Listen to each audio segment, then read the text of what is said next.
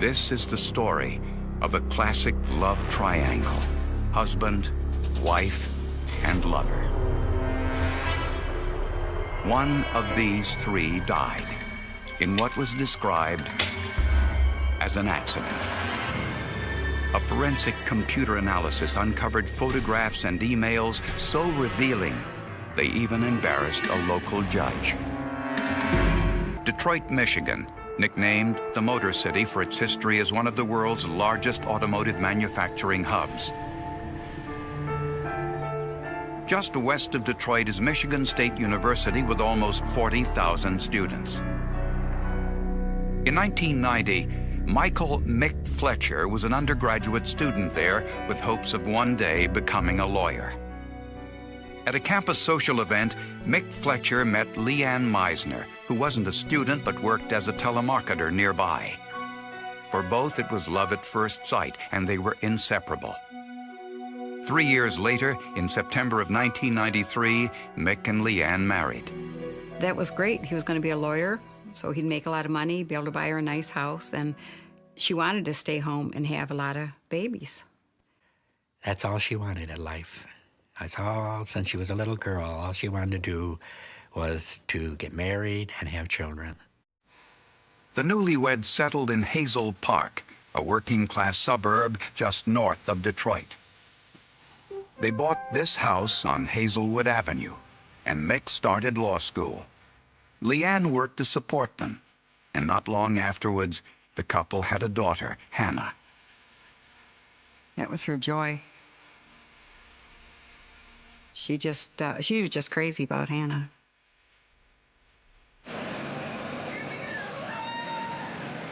The Fletcher household appeared to be a happy one.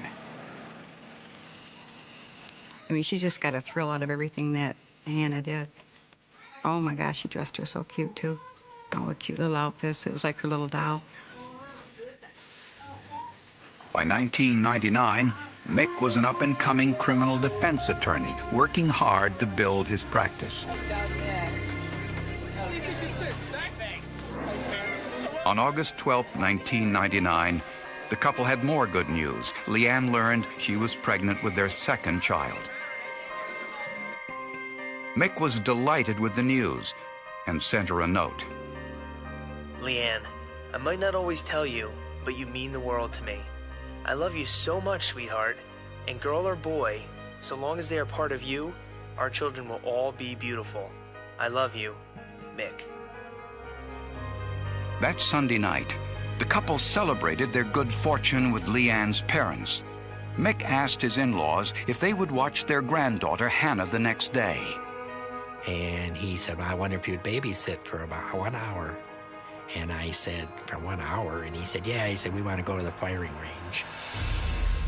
Mick believed in having a gun in the house for protection, and he wanted Leanne to learn how to use it. After visiting the firing range, Mick and Leanne decided to return home and to spend some quiet time together before picking up their daughter. Just a few minutes after they arrived home, Mick made a frantic call to police.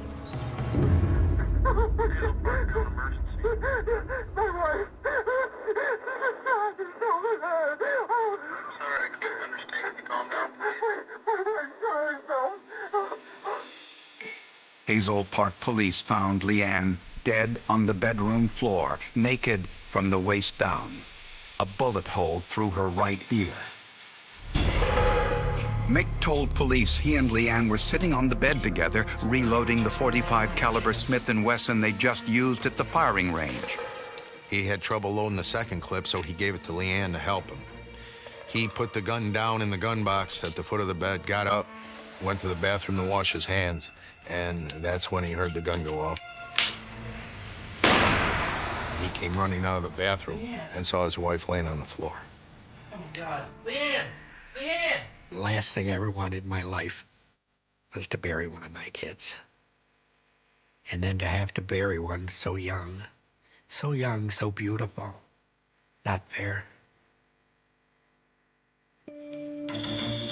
At first glance, It appeared to be an accident, but police decided to take a second look, and then a third.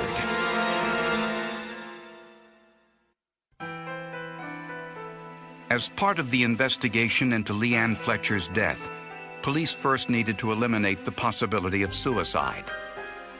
Perhaps Leanne's pregnancy had caused some depression. Oh my God! Something's crazy! She was so excited. There's no way on earth that Leanne would ever consider suicide, let alone go through with it. Not in a million years.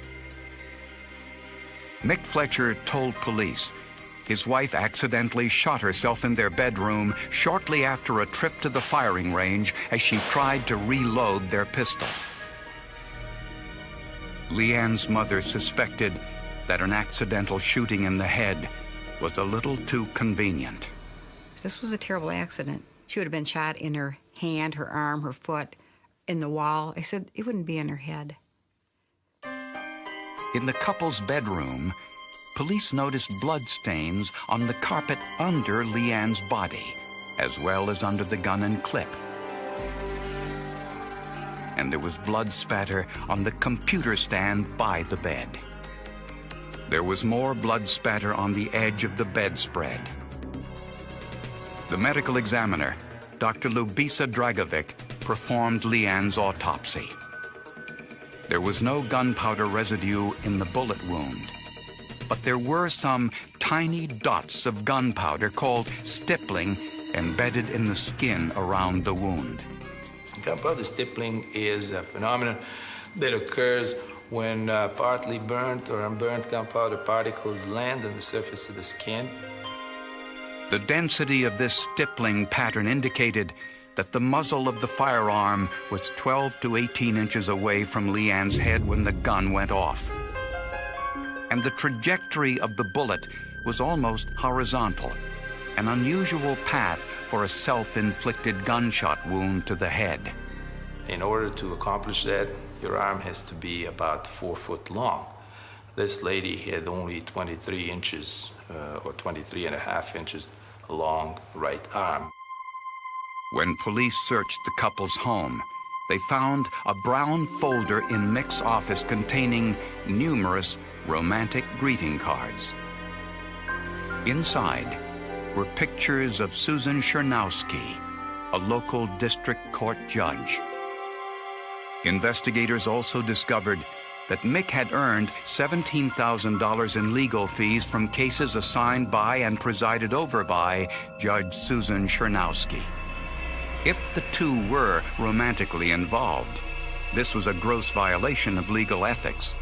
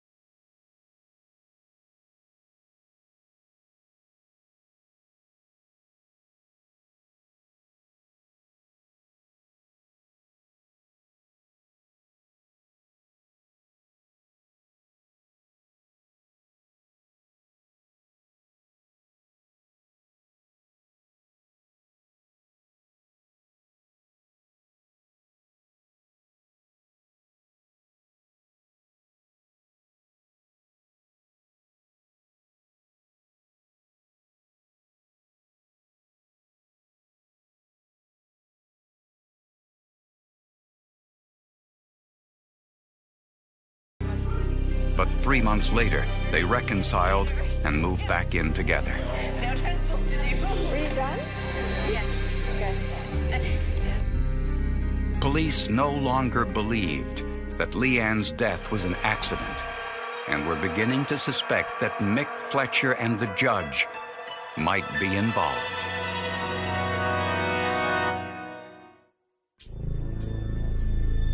When investigators discovered that attorney Mick Fletcher was having an affair with a sitting judge at the time of his wife's death, both were considered suspects. He had his, should I call her, his whore? Because that's, as far as I'm concerned, that's what she is. Judge Susan Chernowski denied she had anything to do with Leanne's death, but she was able to provide some useful information. So I asked the judge, when was the last time they had sexual relations? And she stated the night before the homicide.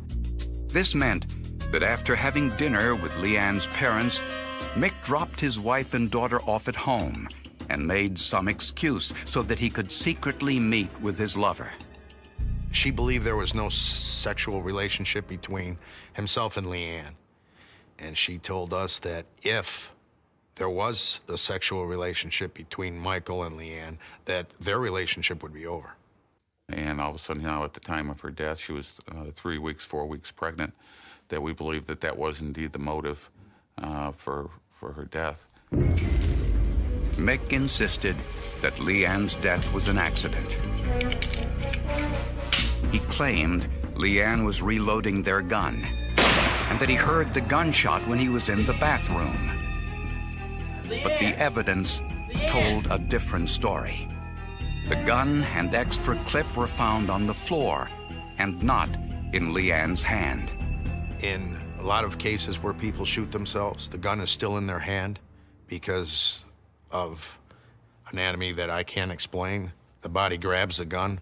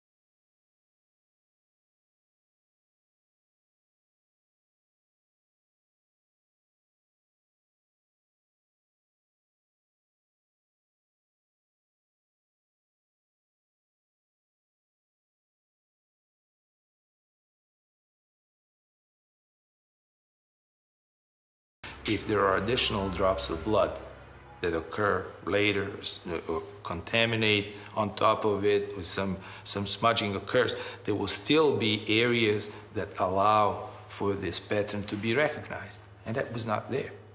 To find out where Leanne was when she was shot, investigators analyzed the angle of the blood spatter on the computer stand next to Leanne's body. The size and shape of the blood spatter told investigators that the blood hit the computer stand at a 10 to 20 degree angle. Strings, which were connected to each drop of blood spatter, revealed the exact location of Leanne's head when the shot was fired. Say, for instance, the angle you got was 52 degrees, so then you take the string from the blood droplet and you measure up 52 degrees and you bring that out into space somewhere. And you do that with each blood droplet. Where the strings intersect is the spot where the blood originated. Woodford concluded that Leanne was on the floor when she was shot. She was not sitting on the bed while she was shot, that she was on her hands and her knees while she was shot. Investigators also discovered fresh sperm in the vaginal swab from Leanne's autopsy, an indication that the couple had sexual relations shortly before the shooting. It's my opinion that sexual relationships occurred pretty close to the time of her death. Police repeatedly test-fired the gun in order to recreate the same stippling patterns found on Leanne's head. They fired at close range and gradually moved back at 6-inch intervals. The tests confirmed Dr. Dragovic's earlier observation. The gun was 12 to 18 inches away from Leanne's head when the shot was fired, too far away for Leanne to have held the gun herself. Which in essence takes out the possibility of this wound being self-inflicted. Leanne's family never believed Mick's story that the shooting was accidental. Judge Chernowski said she was out of town on the day of Leanne's death, which checked out, and investigators did not believe she knew about Mick's plans. Police arrested Mick Fletcher and charged him with the premeditated murder of his wife. Prosecutors believe that the murder of Leanne Fletcher was premeditated and that her husband Mick killed her in order to protect his romantic relationship with Judge Susan Chernowski. Judge Chernowski testified that Mick had lied to her about his relationship with Leanne. Mick told her he no longer was having sexual relations with his wife, and so Susan Chernowski believed that the two had a future together. But when Leanne became pregnant, Mick realized that the judge would discover he had been lying.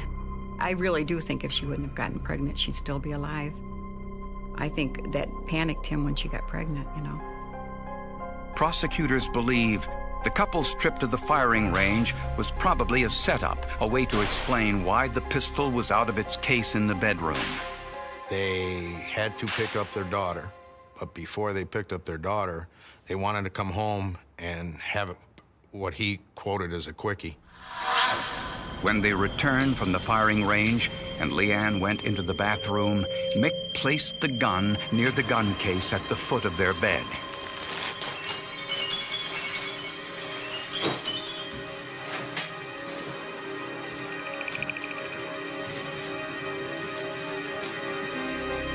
The medical evidence shows that the couple had sex on the floor.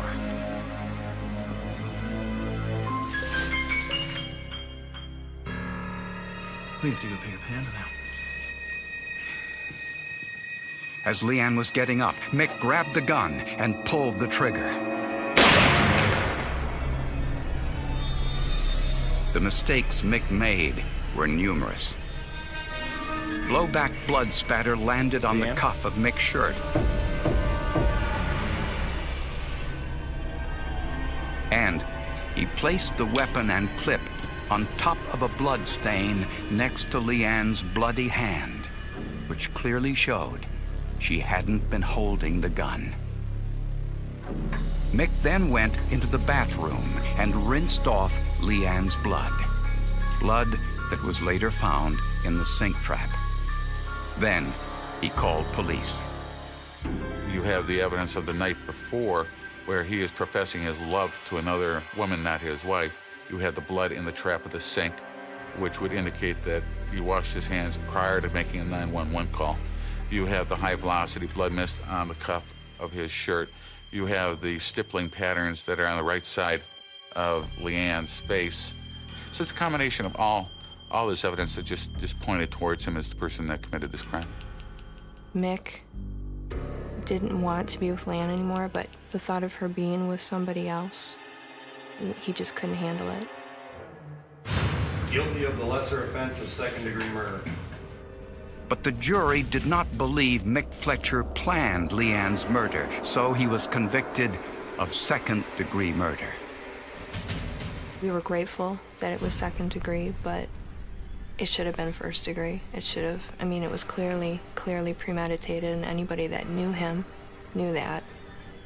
The trial judge sentenced Fletcher to the maximum penalty allowed, life in prison. In this exclusive phone interview from prison, Mick Fletcher tells the producers of this program that he is not a murderer. I didn't kill my wife. Am I an innocent man? I had an affair. I did something that I shouldn't have done. I did something that was immoral. All I can tell you is that I didn't kill my wife. Unfortunately for him, all the evidence points the other direction and points to the fact that indeed he did commit this murder and he did commit this crime. It's hard when you have two people in the house and only one left to tell the story. And so you have to have the forensic evidence, and that basically will tell the story for you. And I'm so glad. You have to look at the scene, and what does the scene tell you forensically? And that's exactly what happened in this case. That the story by the defendant that, oh my God, my wife accidentally shot herself, was seen through. I hope they find him in the same humiliating way that he left my daughter, half naked, in the prison somewhere, dead. And I hope he rots in hell. 1998, Akeem Marino came forward and confessed to the rape and murder of a restaurant worker. I did this awful crime and I was alone. But this man, Chris Ochoa, had already confessed to that crime and was serving a life sentence. I pleaded guilty and confessed. One of them was lying. To find out who and why, scientists look once more at the forensic evidence. Austin, Texas, the state's capital city. 20-year-old Nancy DePriest lived here with her husband, Todd, and 15-month-old daughter, Sylvia. She was so very friendly and very open to anyone. She just loved people. She was just like a people person. Nancy was a waitress at a Pizza Hut restaurant. On October 24th, 1988, she arrived for work at 7 a.m. Her job was to get the pizza dough ready for lunch before the rest of the employees arrived. The manager of the restaurant called several times that morning to make sure everything was all right, but there was no answer. When he stopped by the restaurant around 9:30, he found Nancy slumped under the bathroom sink, nude and barely alive. She had been shot in the back of the head. Nancy was rushed to the nearest hospital. My son-in-law said, Mom, there's been a robbery. They shot Nancy. I said, Todd, how bad is she hurt? He broke down and he said, Mom, she's on life support. Nancy died later that day without regaining consciousness. I began to scream. I was totally hysterical. The murder occurred before the restaurant opened, so there were no witnesses to the crime. The Austin Police Department found no signs of forced entry at the restaurant. The motive appeared to be robbery, since money was missing from the safe. On the floor of the bathroom, police found a .22 caliber shell casing from the murder weapon, and Nancy's autopsy revealed she had been sexually assaulted. 2 weeks later, investigators got their first break in the case. 2 employees from another Pizza Hut restaurant, 22-year-old Chris Ochoa and 19-year-old Richard Danzinger, went to the restaurant where Nancy had been murdered. So we ordered a beer and he toasted to the memory of Nancy. To Nancy DePriest. We won't forget you. To me, I found it kind of strange. Nancy's co-workers quickly informed authorities. Ochoa and Danzinger were later questioned by police. He started grilling me about what I know about this murder and this rape, and I told him nothing. We went round and round for a couple hours. I don't recall how many hours. But he said, at one point, he said, you know what? We know you're not capable of this, but we know you know something. Detective Hector Polanco, at the time a 12-year veteran of the force, took over the interrogation. At one point, he showed me pictures of death row. He showed them to me. He said, this is where you will live until you die. So I still kept on saying, I don't know anything. Richard Danziger and his girlfriend, Donna Angstad, were also questioned. They were absolutely horrible to me. One time, Hector Polanco pounded his fist on the table, and I thought he was coming across to grab me. I came up out of my chair and hit the wall behind me. It scared me so bad.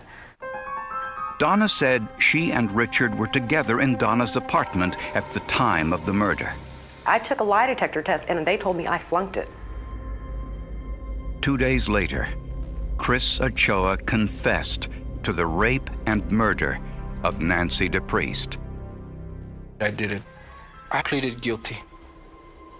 And it was, I can't describe it.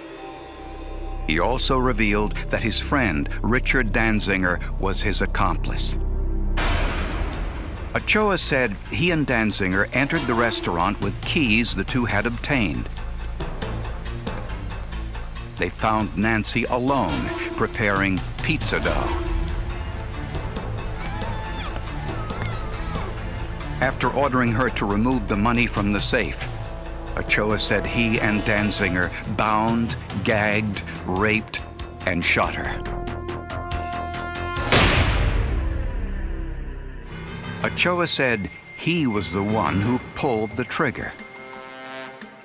When the DNA results came back from the lab, police had even more proof that Ochoa and Danziger were the killers. Chris Ochoa not only confessed to the rape and murder of Nancy DePriest, he became the state's star witness against his friend and co-worker, Richard Danziger. Nancy's family was relieved that the case was concluded quickly. Not so much satisfaction. I didn't feel that. I guess relief that they weren't going to be able to do it to someone else. Bolstering Ochoa's confession was the DNA evidence. A blood sample from Chris Ochoa matched the DNA from semen on the victim's vaginal swab.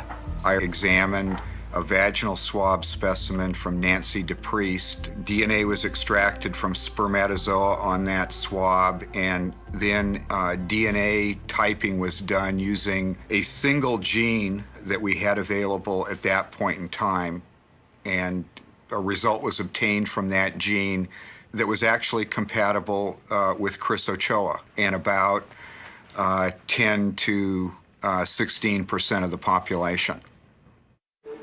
Statistically, there were 3 million other Texans who might have shared the same genetic marker. But this wasn't the only forensic evidence. A brown hair found in the restaurant bathroom was microscopically similar to Danziger's. Richard Danziger pled not guilty and insisted he was innocent. But the strength of Ochoa's confession and the forensic evidence were too great. The jury deliberated just 7.5 minutes and found Richard Danziger guilty of aggravated sexual assault. He was sentenced to life in prison. In return for his testimony, Chris Ochoa avoided the death penalty, but he was sentenced to life in prison. And were nights that I would sit in my bed crying to God. Why?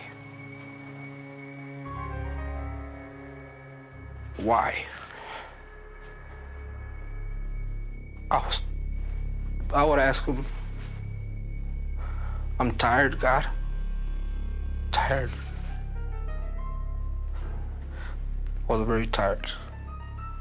And at some point, I wouldn't end it all. Life in prison was even harder for Richard Danziger. After 3 years behind bars, Danziger was assaulted by another inmate who mistook him for someone else. Danziger was kicked in the head with steel-tipped boots. He survived, but suffered permanent brain damage. It's just, what's happened to him is horrible. He's going to need care for the rest of his life. But the story doesn't end there. 8 years later, Austin police received a letter from Akeem Marino, who was serving 3 life sentences in another Texas prison for a string of robberies and sexual assaults. Marino claimed that he was the one who raped and murdered Nancy DePriest. Marino claimed he had undergone a spiritual awakening while incarcerated and wanted to set the record straight. I did this awful crime and I was alone.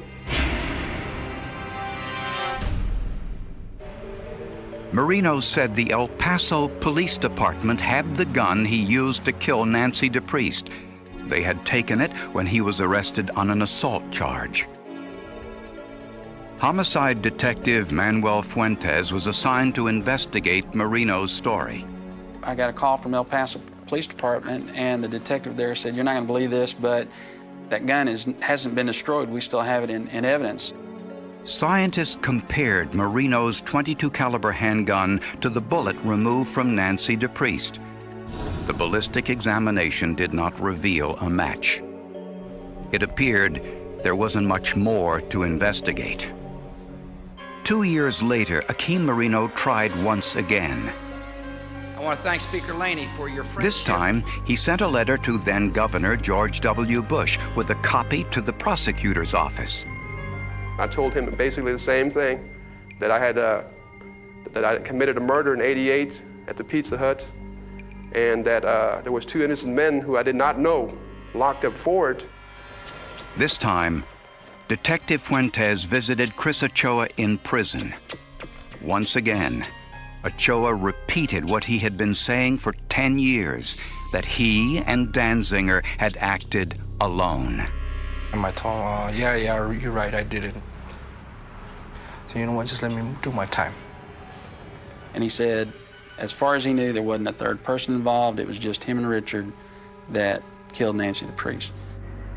So there was little more authorities could do, especially since Ochoa's DNA matched semen found at the crime scene. It would take 1 more year before one of these men finally changed his story.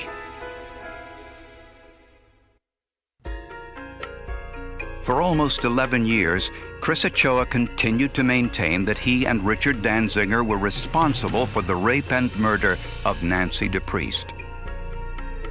But 1 year after Akeem Marino wrote a letter to the governor's office saying he murdered Nancy DePriest, Chris Ochoa changed his story. Did you kill Nancy DePriest? No, ma'am. Just tell me you did. Look me in the face and tell me you did it. Ochoa now claimed that his confession had been coerced. He said he was physically assaulted, threatened, and denied access to an attorney during police questioning. A female detective, an Hispanic detective.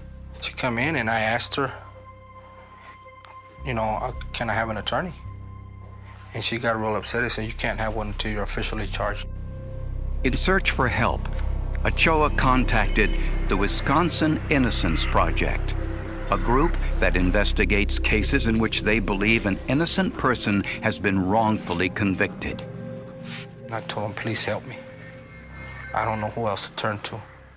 You know, I think one of my closing lines was that I told them, I've lost faith in the system, but I haven't lost faith in myself.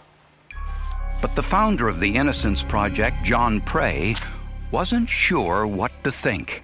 We called up Chris's attorney to get his side of things and say, sometimes the attorneys say, I'm concerned about this case and he may be innocent. Unfortunately, in this case, we got the complete opposite.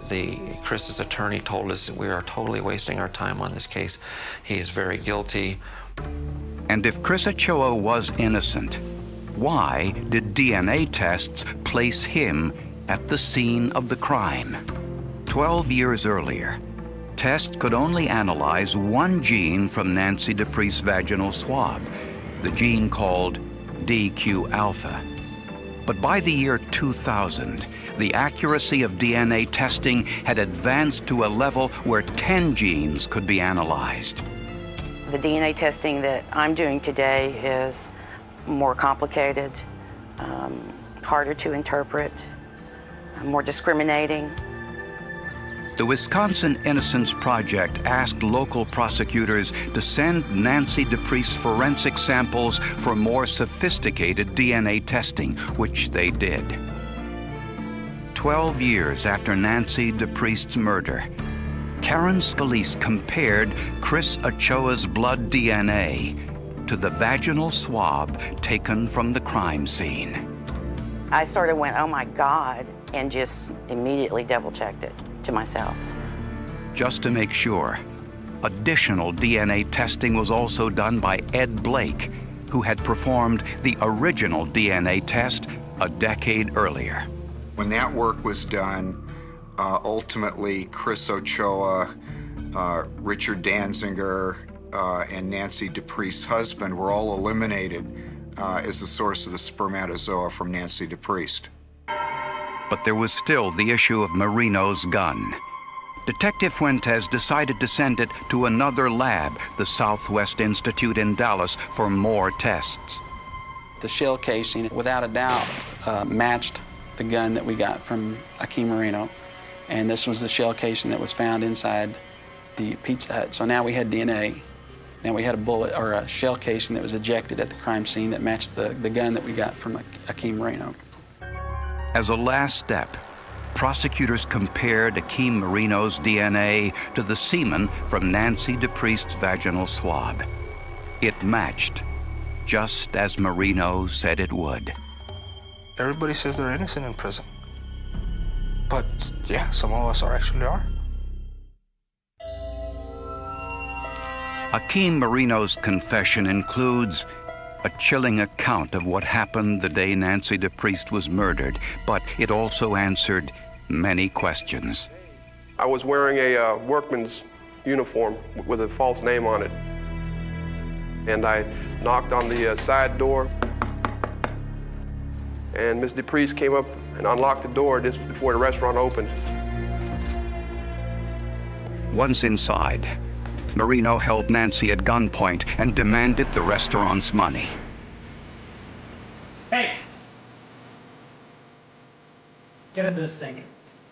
Get under there. Then we went to the restroom where I disrobed her, then assaulted her one time. After that, I told her that I was going to handcuff her to the plumbing underneath the sink and leave her there. She got underneath the sink. I shot her in the back of the head one time with that .22 firearm. But he made the mistake of leaving the shell casing behind. I was looking for that shell, and I couldn't find it anywhere. After that, I went back, got my bag, packed my stuff up, and I left. Marino says Nancy reminded him of a female guard he knew from prison, a woman he detested. When I came out, not only did I intend to kill a whole bunch of blacks and Mexicans, but I told myself the first white woman I ran across that looked like I was going to blow her brains out, and that's exactly what I did.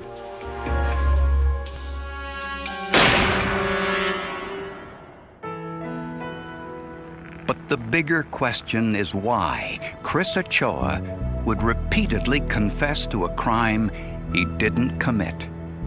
You have to be a psychologist. I'm not. It's hard for me to conceive. In fact, when I first met Mr. Ochoa's attorneys and Mr. Danziger's attorneys, when they first brought me back, the first thing I asked them was, what in the world made Ochoa confess? Most people will come and tell me, I would have never confessed to that. You know what? Don't tell me that. Because you weren't sitting in that chair.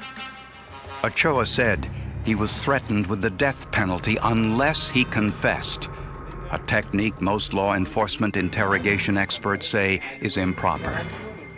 The law, fortunately or unfortunately, allows police officers to lie to individuals being interrogated. What they can't say is, if you don't confess to me, you're going to get the death penalty, if they knew that to be a lie, or if you do confess to me, I'll make sure you don't go to prison or you don't get charged on this crime. So they can lie about the evidence and they can lie about other circumstances having to do with the interrogation, but they can't tell lies that could be regarded as promises or threats. Ochoa said his confession included details of the crime because police showed him pictures of the crime scene before his confession. Off the top of my head, I can't think of a circumstance in which it would be appropriate because it contaminates the suspect, and it means that if they are innocent and made the false confession, you'll never know. Ochoa also says he was threatened physically. Look me up and down and say, you're young, you've never been in jail, you're gonna be fresh meat and they're gonna have you. I'll put you in a cell where they'll have you. And to me, in my mind, that triggered off, well, they're gonna rape me. Experts say the way to prevent police-induced false confessions is to videotape the entire interrogation. If a suspect later alleges police misconduct in the interrogation room, the videotape can be evaluated. If Chris's confession had been videotaped from start to end, there is no way that this would have happened. First of all, the police officers undoubtedly would not have acted as they did. It would have been a deterrent to their misconduct. Currently, only 2 states require all suspect interrogations to be videotaped: Alaska and Minnesota. The Austin Police Department changed its policy and now videotapes the interrogations in all homicide cases. After 12 years in prison, on January 16, 2001, Chris Ochoa was a free man. 2 months later, Richard Danziger was released to the care of his family. Because of the brain damage he sustained as a result of the prison fight, Richard Danziger will require specialized care for the rest of his life. Sometimes I think about Richard and he, I feel very bad. I mean, because I didn't have the courage to face up whatever might come to me so that he wouldn't go to prison. The officers involved in Chris Ochoa's interrogation have all refused to comment. I was a little kid, they told me that police officers were there to take care of you, to protect you. I thought that they couldn't do no wrong. I thought they were honest. But I see that not all of them are. I lost my child. I loved her so much. I miss her every day still. For 13 years, I miss her every day. And Chris lost 12 years, his youth, his whole youth. Richard Danziger is brain damaged from a beating he received in prison. He's still serving that life sentence. He'll serve it out.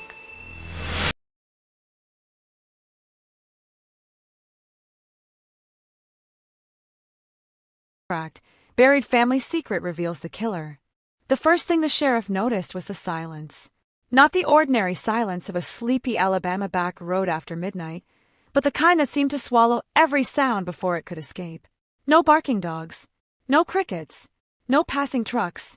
Even the wind drifting through the pine trees felt strangely restrained, as though the entire forest had decided to hold its breath. Patrol lights washed over the gravel shoulder in slow pulses of red and blue, revealing a lonely mailbox hanging crooked from a splintered post. 50 yards beyond it, hidden behind waist-high weeds, stood an abandoned farmhouse already surrendering to decay. Every broken window reflected the rotating lights like empty eyes watching the deputies arrive. At first, there was no reason to believe this forgotten property would become one of Alabama's most haunting cold case mysteries. Then Deputy Charles Benton noticed something lying near the old well. A single white sneaker. It looked almost untouched by time. No mud, no blood, just a child's shoe resting neatly beside cracked concrete, as though someone had placed it there with impossible care. Nearby, faint drag marks disappeared into the darkness before fading beneath layers of fallen leaves. Benton called for backup. Within minutes, more cruisers filled the narrow road, followed by investigators carrying flashlights that sliced through the humid night. No child was ever found, That was September 1988. For the next 37 years, the mystery would haunt investigators, divide families, destroy reputations, and leave an entire county wondering whether a killer had lived among them all along. Nobody imagined the answer had been buried much closer than anyone dared to look. The official report began with a missing person. Emily Harper, 10 years old, brown hair, blue eyes, honor roll student, lived with her parents outside the small farming community of Red Hollow, Alabama, where everybody knew everybody else's business before breakfast. Emily wasn't the kind of child who wandered away. She followed rules, came home before dark, and never skipped telling her mother exactly where she planned to ride her bicycle. On the afternoon of September 14th, she told her parents she was going to deliver homemade peach preserves to her grandmother, less than 2 miles away. She never arrived. The bicycle was discovered leaning against a fence nearly half a mile off her normal route. Its front tire was still spinning. The jar of preserves had shattered across the dirt road. Glass glittered beneath the afternoon sun while ants gathered around the sweet syrup slowly soaking into the dust. There were no signs of a struggle. No footprints investigators could confidently identify. No fingerprints. No ransom demand. Nothing. Within hours, volunteers flooded the countryside carrying flashlights, ropes, and hope. Churches opened their doors for exhausted search teams. Farmers parked combines to comb soybean fields on foot. Hunters searched creek beds they had crossed hundreds of times before. Helicopters circled overhead until fuel forced them back to base. Emily simply vanished. Television crews arrived the following morning. Headlines spread across Alabama. Local girl missing. Community fears abduction. Search intensifies. Days became weeks. Weeks became months. Every passing rumor became another dead end. Some residents believed a drifter traveling Highway 43 had taken her. Others whispered about escaped convicts. A few insisted they had seen unfamiliar pickup trucks driving through town just before sunset. Every lead dissolved. Every witness changed details after repeated interviews. Every theory collapsed beneath scrutiny. As winter settled over Red Hollow, hope slowly transformed into grief nobody wanted to acknowledge aloud. Sheriff Howard Lawson refused to stop looking. A Vietnam veteran with a reputation for relentless determination, Lawson believed somebody in Red Hollow knew more than they admitted. He interviewed neighbors repeatedly. He checked employment records. He compared hunting permits. He questioned truck drivers stopping at nearby gas stations. He even requested assistance from state investigators, convinced the disappearance had been carefully planned rather than spontaneous. His instincts told him one thing. The person responsible wasn't passing through. They belonged here. But instincts weren't evidence. Without evidence, prosecutors had nothing. The investigation began collecting dust almost as quickly as the abandoned farmhouse where deputies had first found the lonely sneaker. Years slipped away. Children who once joined volunteer searches graduated high school. Some married. Others moved away. Emily's bedroom remained untouched. Every birthday brought another unopened present placed carefully upon her bed by a mother unwilling to surrender hope completely. Neighbors stopped mentioning her name because every conversation ended with tears. Yet something about the case continued to disturb investigators reviewing old files. The timeline. According to witness statements, Emily should have reached her grandmother's house around 4 o'clock. Instead, several people claimed seeing an unfamiliar green pickup parked near Miller's Bridge between 3:40 and 3:50. One witness described a tall man wearing denim overalls. Another insisted the driver was elderly. A third swore the truck was blue instead of green. Descriptions shifted constantly. Only one detail remained surprisingly consistent. Someone had been waiting before Emily arrived. Waiting long enough for multiple motorists to notice the vehicle. Investigators searched registration records across 3 counties. Hundreds of trucks. Hundreds of owners.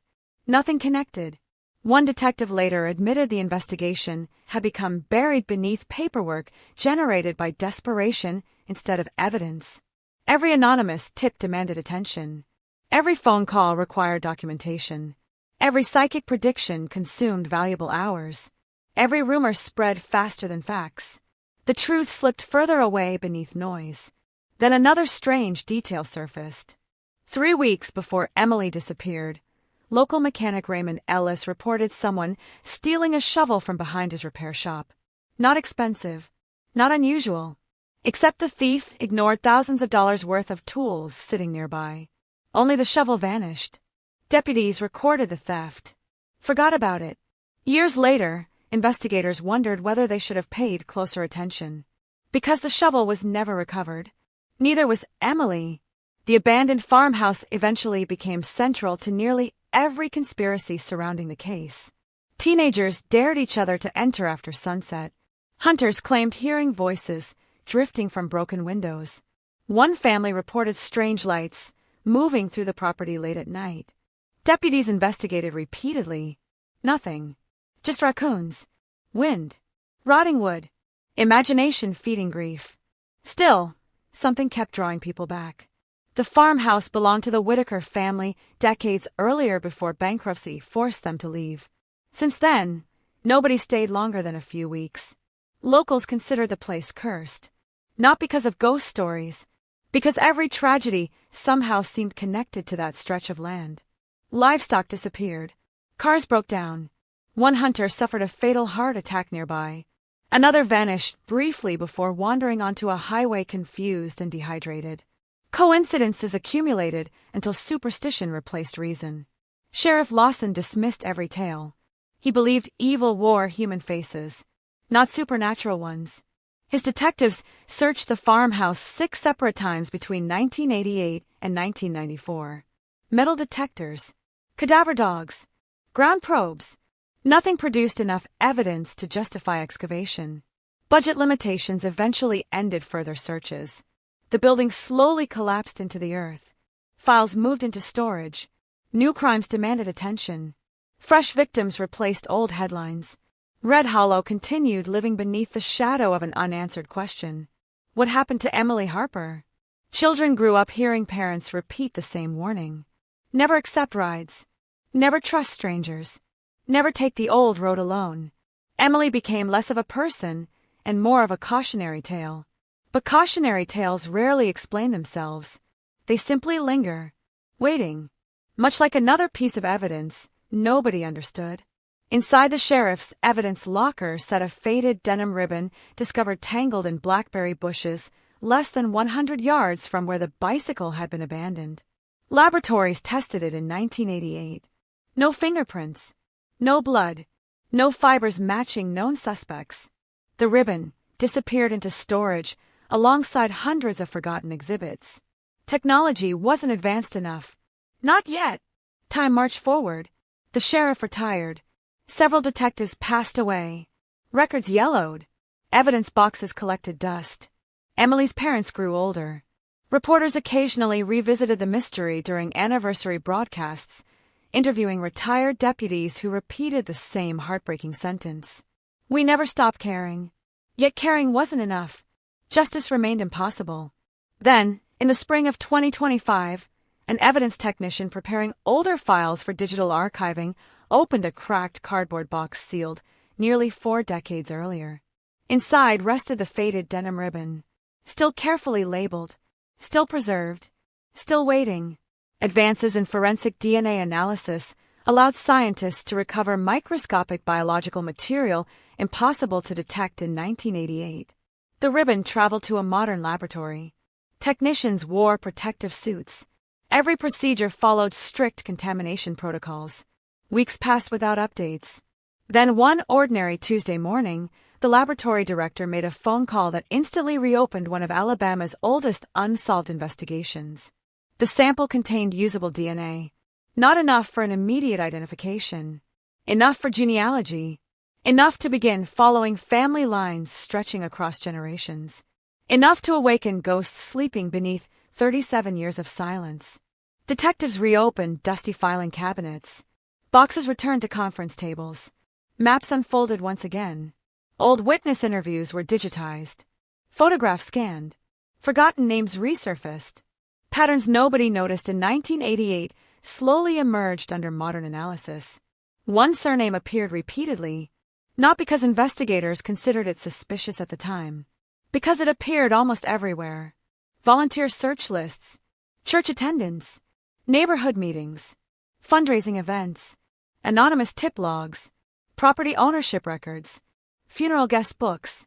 The same family had somehow remained close to every major moment surrounding Emily Harper's disappearance.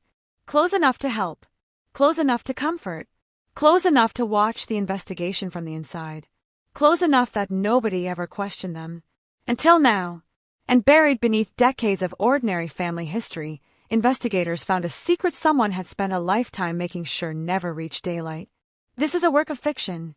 All characters, locations, and events in this story are fictional. The discovery inside the old evidence box changed everything. For nearly 4 decades, the disappearance of Emily Harper had existed as a wound that never closed. A name spoken quietly, a photograph kept behind glass, a memory that refused to fade. But now, beneath the harsh white lights of a modern forensic laboratory, the impossible had happened. The past had left a trace, a tiny fragment of evidence that investigators in 1988 could never have imagined would become the key to unlocking the darkest secret buried beneath the town of Red Hollow.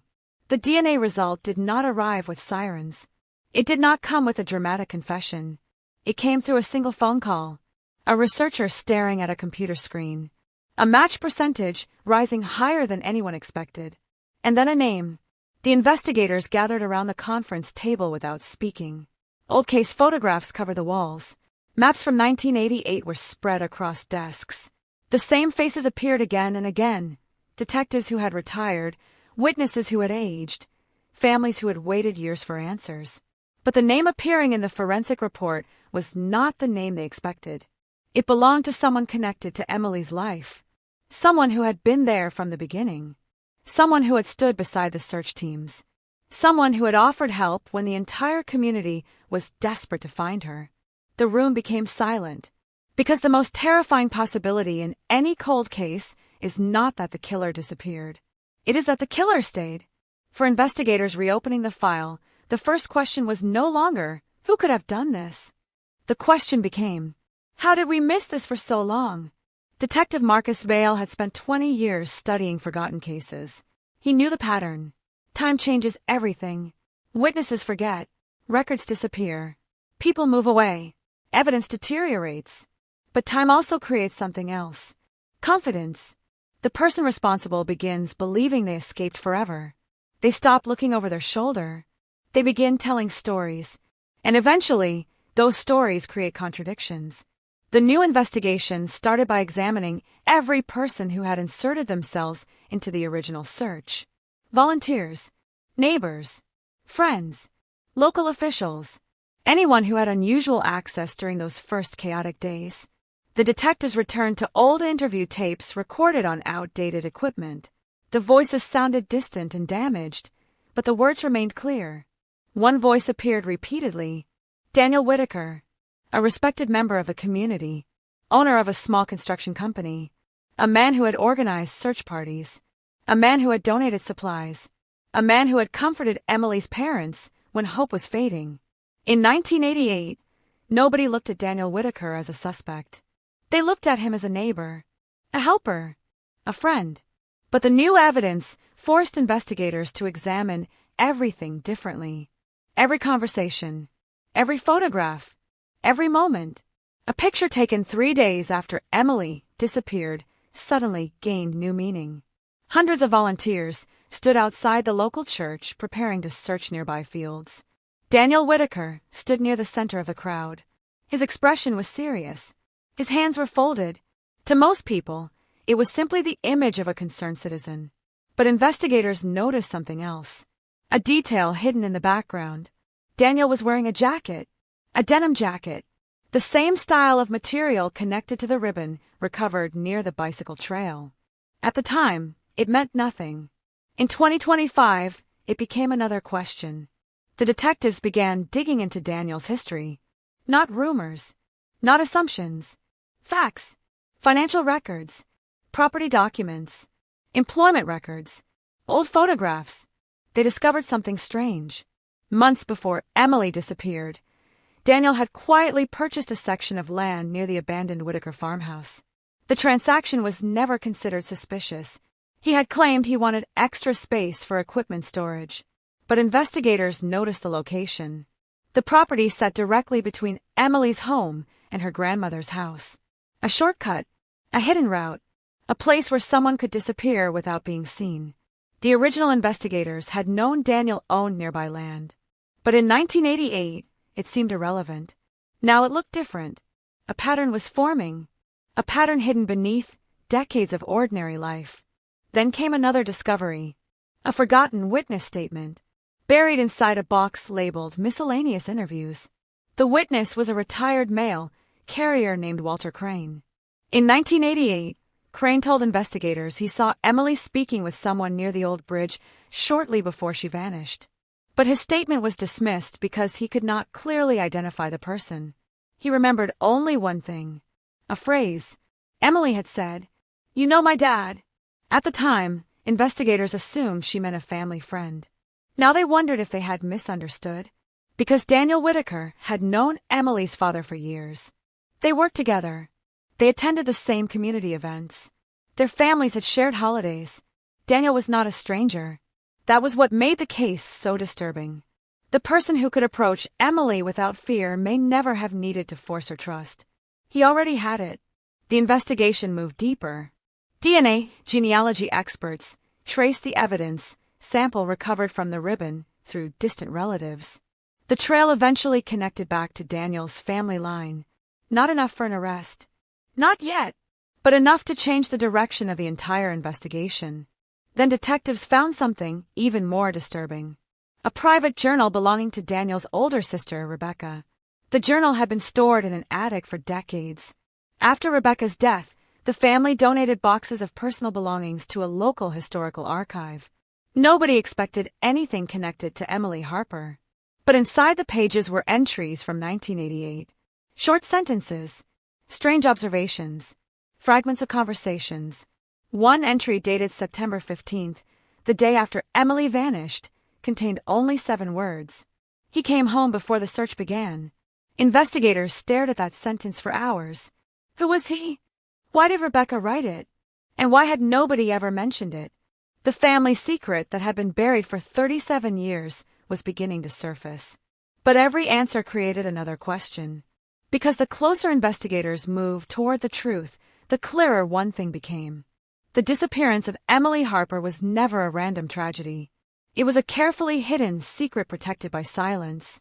And somewhere beneath the quiet streets of Red Hollow, beneath the houses, the fields, and the memories people tried to bury, the truth was finally beginning to rise.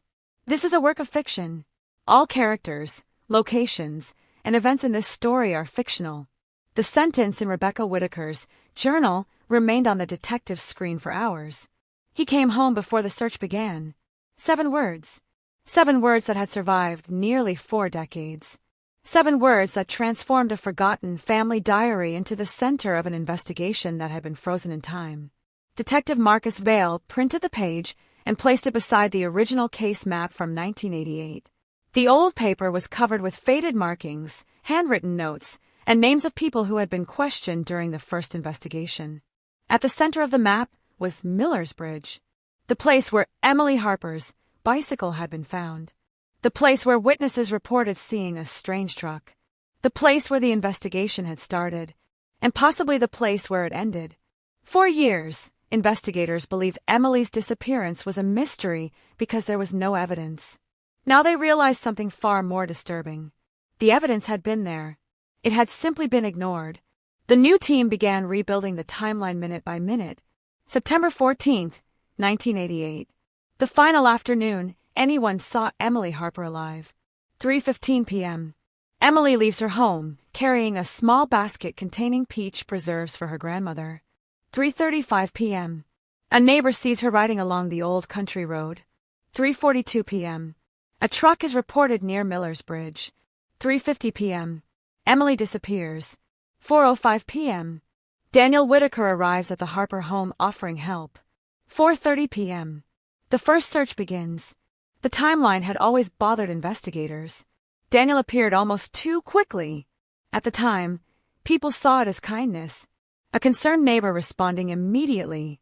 But now detectives asked a different question. How did he know? The original reports showed Daniel arrived before many people in the community had even heard Emily was missing. He was already there, already helping, already organizing, already becoming one of the most trusted faces in the search, the person everyone relied on, the person nobody questioned. That was the terrifying power of a familiar face. A stranger creates fear, a friend creates comfort, and comfort can hide things fear never could. Investigators interviewed surviving members of the Whitaker family. Most refused to speak. Some claimed they remembered nothing. Others insisted Daniel had been a good man, a respected man, a loving brother. But when detectives mentioned Rebecca's journal, the reactions changed. Silence, long pauses, avoided answers. Then one family member finally agreed to talk. Thomas Whitaker, Daniel's nephew. He was 70 years old and living several states away. During the interview, Thomas appeared nervous. Not because he feared the detectives, because he feared remembering. He described Daniel as complicated, a man who could be generous one day and cold the next, a man who hated losing control, a man obsessed with protecting the family name. Then Thomas revealed something investigators had never heard before. A story from his childhood, a warning. When Thomas was 16, he discovered a locked room in Daniel's old farmhouse, a room nobody was allowed to enter. When he asked about it, Daniel became furious. He told him, "Some doors stay closed for a reason." At the time, Thomas thought it was just anger, an adult protecting privacy. But decades later, the memory felt different. The detectives immediately searched property records. The farmhouse had changed owners multiple times. The locked room no longer existed. Renovations had destroyed most of the original structure. But old blueprints remained. And those blueprints revealed something unusual. A hidden storage area beneath the house. A basement section that had been sealed before the property was sold. The investigators returned with excavation equipment. The media quickly noticed. After 37 years of silence, the cold case was moving again. Headlines appeared across the state. Forgotten mystery reopened. New DNA evidence shakes Red Hollow. Family secret under investigation. The community that once gathered to search for Emily now watched from behind curtains. Everyone had questions. Everyone had memories. Everyone wondered whether they had unknowingly protected the truth. The excavation began early on a cloudy morning. Rain covered the fields. The farmhouse stood abandoned, its walls covered with vines and years of neglect.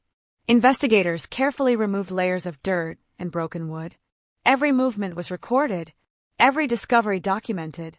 For hours, nothing happened.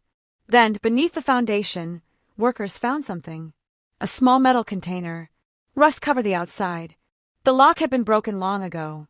Inside were personal items, old photographs, letters, a child's bracelet, and a piece of fabric, a faded blue material, the same color as the ribbon recovered near Emily's bicycle path. The investigator stopped. Nobody spoke, because sometimes the smallest discovery creates the loudest silence. The fabric was immediately sent for forensic testing. The laboratory confirmed what everyone feared. The material contained biological traces. The DNA profile matched the sample from the original evidence, the same profile that had led investigators back to the Whitaker family. But the discovery created a new mystery. The container had not been hidden recently. It had been there since 1988, which meant someone had placed it there knowing nobody would look. Someone who knew the investigation. Someone who knew the property. Someone who knew exactly how long the truth could remain buried. The detectives returned to Rebecca's journal. They studied every page, every sentence, every hidden reference. They found another entry, this one written 2 days after Emily disappeared. Daniel says nobody will believe a story they already decided to forget. The investigators froze, because that sentence revealed something more dangerous than guilt. Confidence. Daniel had not only believed he could escape, he believed the entire town would eventually move on. And for decades, he was right. The case had become a forgotten headline, a photograph in an old newspaper, a name mentioned only during anniversaries. But Daniel Whitaker never knew one thing. Evidence does not always disappear. Sometimes it waits. Sometimes it survives longer than the people who try to hide it. As investigators prepared to confront the remaining members of the Whitaker family, another discovery arrived from the laboratory. A second DNA profile had been found. Not belonging to Daniel, not belonging to Emily. Someone else had been there. Someone whose identity had remained hidden for 37 years. And suddenly, detectives realized the cold case they thought they understood was much larger than they imagined. Because the secret buried beneath Red Hollow was not protected by one person. It was protected by an entire family. This is a work of fiction. All characters, locations, and events in this story are fictional. The second DNA profile changed the entire direction of the investigation. 4 weeks, detectives had believed they were closing in on a single person, a single decision, a single hidden act that had destroyed a young girl's life and haunted Red Hollow for decades. But the new genetic discovery told a different story. Someone else had been inside the hidden basement. Someone else had touched the objects stored beneath the farmhouse. Someone else had carried the secret. The question was no longer whether Daniel Whitaker knew the truth. The question was how many people had helped him bury it. Detective Marcus Vale returned to the evidence room before sunrise. The walls were covered with photographs from 1988. Emily Harper smiling beside her bicycle. The missing posters, the search parties, the volunteers walking through fields with flashlights. For 37 years, those images represented a community searching for answers.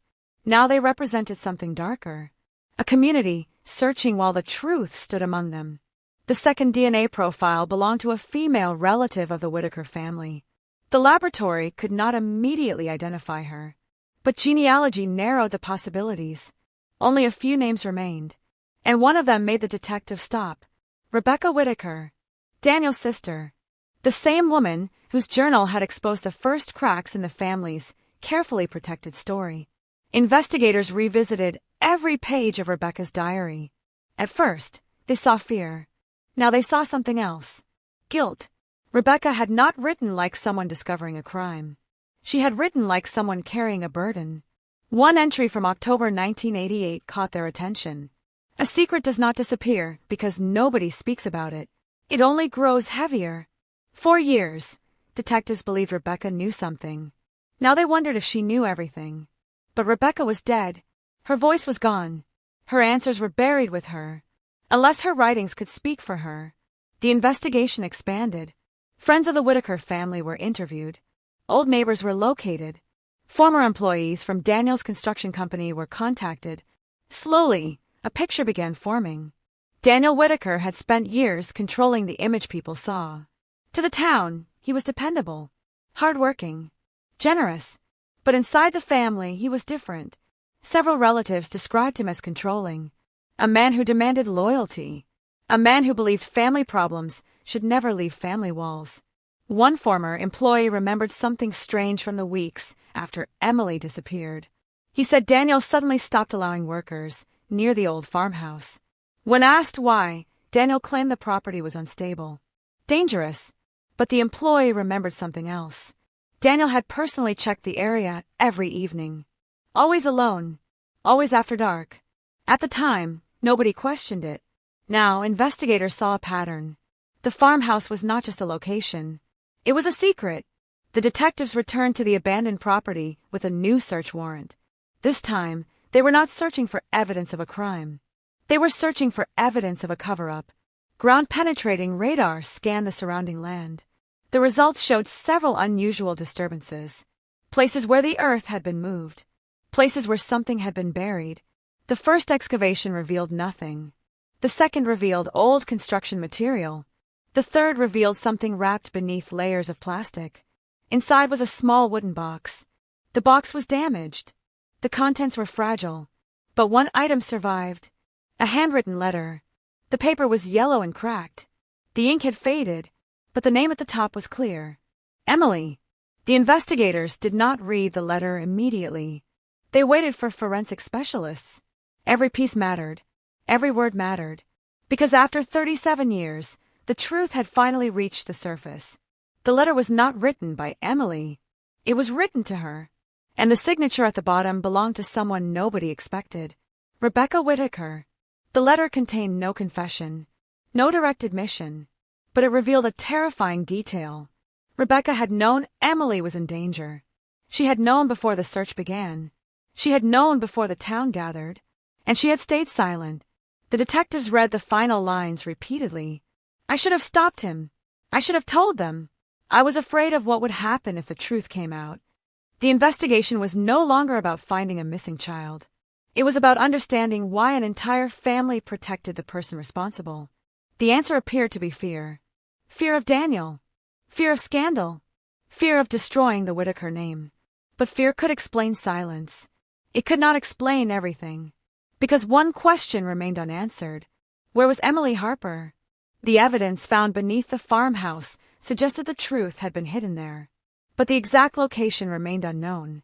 The investigators searched deeper into Daniel Whitaker's past. They discovered property records showing he had access to multiple abandoned locations across the county. Old warehouses, unused farmland, empty buildings, places where nobody would look. The cold case became a race against time, because every year that passed removed another possible answer, another witness, another memory, another chance to recover what had been lost. Then investigators received a call from an unexpected source, an elderly man named Samuel Price, a former neighbor of the Whitaker family. He had seen the news reports. He had watched the investigation return, and after decades of silence, he decided he could no longer keep what he knew. When detectives arrived at his home, Samuel was holding a faded photograph, a photograph taken in September 1988. The image showed the search area near Miller's Bridge. At first glance, it looked ordinary. Volunteers, police vehicles, people looking through fields. But Samuel pointed toward the background, a figure standing near the tree line, watching, not searching, watching. Samuel whispered the words investigators had waited decades to hear. I saw him there that day. The detectives leaned closer, because the figure in the photograph was not Daniel Whitaker. It was someone else, someone who had never appeared in the original investigation, someone whose name had been hidden from every report. And when investigators identified the person in the photograph, they realized the secret buried in Red Hollow went far beyond one family. The disappearance of Emily Harper had been surrounded by lies from the very beginning. And the biggest lie was still waiting to be uncovered. This is a work of fiction. All characters, locations, and events in this story are fictional. The photograph sat beneath the evidence room lights for nearly an hour. Nobody moved. Nobody spoke. Because sometimes the smallest image can reopen the largest wound. Samuel Price had kept the photograph hidden for 37 years. Not because he wanted money. Not because he wanted attention. Because he was afraid. Afraid of what he had seen. Afraid of who he had seen. And most of all, afraid of what would happen if he spoke.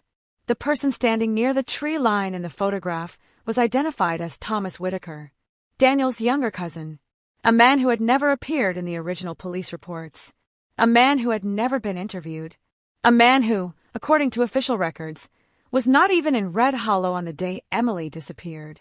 But the photograph told a different story. Thomas was there, standing alone, watching the search, not participating, not helping, watching. Detective Marcus Vale immediately pulled every record connected to Thomas Whitaker. The first discovery was simple. Tomasz had lied. In 1988, he told investigators he was working several counties away during the week Emily vanished. Payroll records proved otherwise. He had taken 3 days off. 3 days beginning the morning before Emily disappeared. 3 days that matched the exact timeline of the investigation. The detectives returned to the Whitaker family history. The deeper they searched, the more complicated the story became. Daniel was not the only person who had hidden information. The family had spent decades protecting each other. But protection had a price, and that price was the truth. Thomas eventually agreed to an interview. He arrived without an attorney, without excuses, without the confidence investigators expected. He looked exhausted, older than his years, like someone who had spent decades fighting a battle nobody else could see. The detective placed the photograph on the table. Thomas looked at it. His face changed immediately. Not surprise, recognition. You knew about this picture, Marcus said. Thomas remained silent. You knew someone had it. Still nothing. Then the detective asked the question that broke the silence. How long have you been protecting Daniel Whitaker? Thomas lowered his eyes. And for the first time in decades, someone inside the family began telling the truth. He admitted he arrived at the farmhouse shortly after Emily disappeared. He admitted Daniel called him. He admitted Rebecca was already there. But he insisted he did not hurt Emily. He claimed he was called because Daniel needed help. Help covering something. Help hiding something. The detectives asked what he meant. Thomas hesitated. Then he said something that changed the entire investigation. Daniel told us it was already too late. The room became silent, because those words suggested something terrifying. Daniel was not reacting to an accident. He was managing a situation. The detectives asked Thomas what happened inside the farmhouse. At first, he refused to answer. Then he began describing that night. The old farmhouse, the basement, the fear, the arguments, and the moment when Rebecca realized the truth. According to Thomas, Daniel had been obsessed with controlling every part of his life. His business, his reputation, his family. He believed any problem could be solved if enough people stayed silent. After Emily disappeared, Daniel gathered the family together. Not to explain, to command. He told them nobody would believe a story against him. He told them the town trusted him. He told them the police had no evidence. And for a while he was right. But Thomas revealed something investigators had never considered. Daniel did not act alone because he was powerful. He acted alone because everyone around him was terrified. The investigation shifted again. Detectives searched through old phone records. Most had been destroyed, but one surviving document changed everything. A handwritten message found inside Daniel Whitaker's old business files. The note contained only a date, September 14th, 1988, and a location, the abandoned water tower outside town. Investigators had never searched there, because nobody had ever mentioned it. The water tower had been closed since the early 1980s. The land around it had become overgrown, forgotten, hidden, exactly the kind of place someone could disappear. The search began the next morning. The entire area was sealed. Forensic teams moved slowly through the overgrown ground. Every inch was photographed, every discovery documented. Then, beneath a layer of collapsed concrete near the tower base, investigators found something. A small metal pendant. A necklace. Emily Harper's parents immediately recognized it. It was the necklace she wore every day. The discovery sent shockwaves through Red Hollow. After 37 years, the case finally had a location. A place connected to Emily. A place connected to Daniel. A place where the truth had been buried. But the investigators knew finding the necklace was only the beginning. Because the most important question remained unanswered. Where was Emily? The area around the water tower was searched for days. Soil samples were collected. Ground scans were performed. Forensic specialists worked through every possible clue. Then they found something beneath the earth. Not remains. Not yet. A piece of fabric. Old. Damaged. But recognizable. A fragment of the same material connected to the evidence recovered in 1988. The investigators knew they were getting closer. But they also discovered something unexpected. The fabric contained another DNA profile. Not Daniel. Not Thomas. Not Rebecca. A fourth person. Someone completely outside the Whitaker family. The case that had seemed like a family secret suddenly became something much larger. Someone else knew. Someone else had been involved. Someone else had helped keep the truth buried. The detectives returned to the original witness statements. They searched for names that had been ignored, people who appeared briefly in the investigation and disappeared. And one name appeared again, a name buried in hundreds of pages of forgotten documents. A person who had called the police with a tip, a person who had claimed to see Emily near Miller's Bridge, a person whose story investigators dismissed because it seemed impossible. The name was James Holloway, and according to the old records, James Holloway had been the last person to report seeing Emily alive. But nobody ever investigated why. Because in 1988, investigators believed he was just another witness. 37 years later, they began asking a different question. What if he was never a witness at all? What if he was part of a secret? And as detectives prepared to confront James Holloway, they realized the truth behind Emily Harper's disappearance was not just hidden in the Whitaker family. It was hidden across the entire town, a town that had spent decades believing it was searching for a missing girl, when the reality was much darker. They had been searching around the truth, not for it. This is a work of fiction. All characters, locations, and events in this story are fictional. The name James Holloway appeared only 3 times in the original investigation files. 3 lines, 3 forgotten mentions, and somehow those 3 lines have been sitting inside the case for 37 years. The first mention was a routine witness statement. James Holloway claimed he was driving home from a nearby repair shop when he saw Emily Harper riding along the old road near Miller's Bridge. The second mention was a follow-up interview. Investigators noted that his timeline was unclear. The third mention was a handwritten note from an exhausted detective. Witness appears nervous. Statement inconsistent. No further action at this time. That was where it ended. In 1988, James Holloway became another dead end. Another name in a growing pile of unanswered questions. But now, after the DNA discoveries, after the hidden basement, after the photograph and the buried evidence, detectives saw something they had missed before. James Holloway had not simply appeared in the investigation. He had appeared at the exact center of it. He was near the bridge. He knew the area. He knew Daniel Whitaker. And he had been one of the first people to provide information about Emily's disappearance. Too much was connected. Too many pieces were falling into place. Detective Marcus Vale located James Holloway living alone in a small house outside the county. The man who answered the door looked nothing like the confident young mechanic described in the 1988 reports. Time had changed him. His hair was white. His movements were slow. But when Marcus mentioned Emily Harper's name, the reaction was immediate. The pause lasted only a few seconds. But investigators noticed. A person who truly remembered nothing usually searched their memory. James Holloway looked like someone trying to decide how much to reveal. "I knew this day would come," he finally said. The detectives exchanged a glance. Because those words were not the words of an innocent witness. They were the words of someone who had been waiting. Inside the interview room, James refused water. He refused small talk. He simply stared at the photograph of Emily placed in front of him. "I was 28 years old," he said quietly. "I thought I was protecting my family." Marcus leaned forward.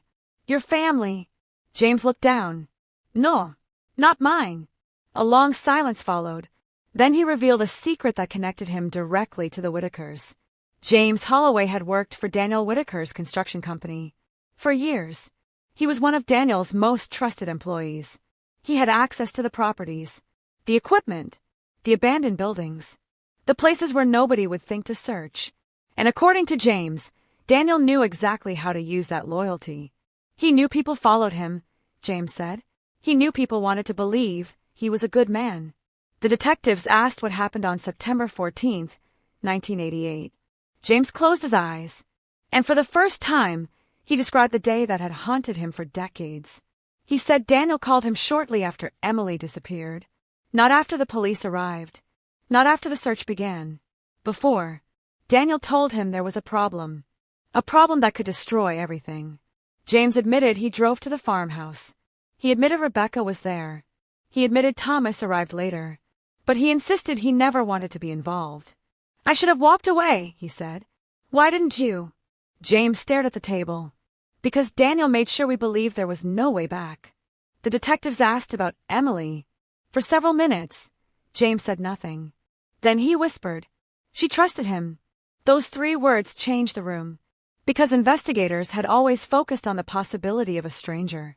An unknown person. Someone who took Emily from the road. But James was describing something different. Someone Emily already knew. Someone she would approach without fear. Someone she would not run from. The investigation returned to the old farmhouse. Every interview, every photograph, every piece of evidence. The story was no longer about a random disappearance. It was about a chain of choices, small decisions, small moments of silence, until the silence became impossible to break. James provided investigators with one final piece of information. A location. A place Daniel had never mentioned.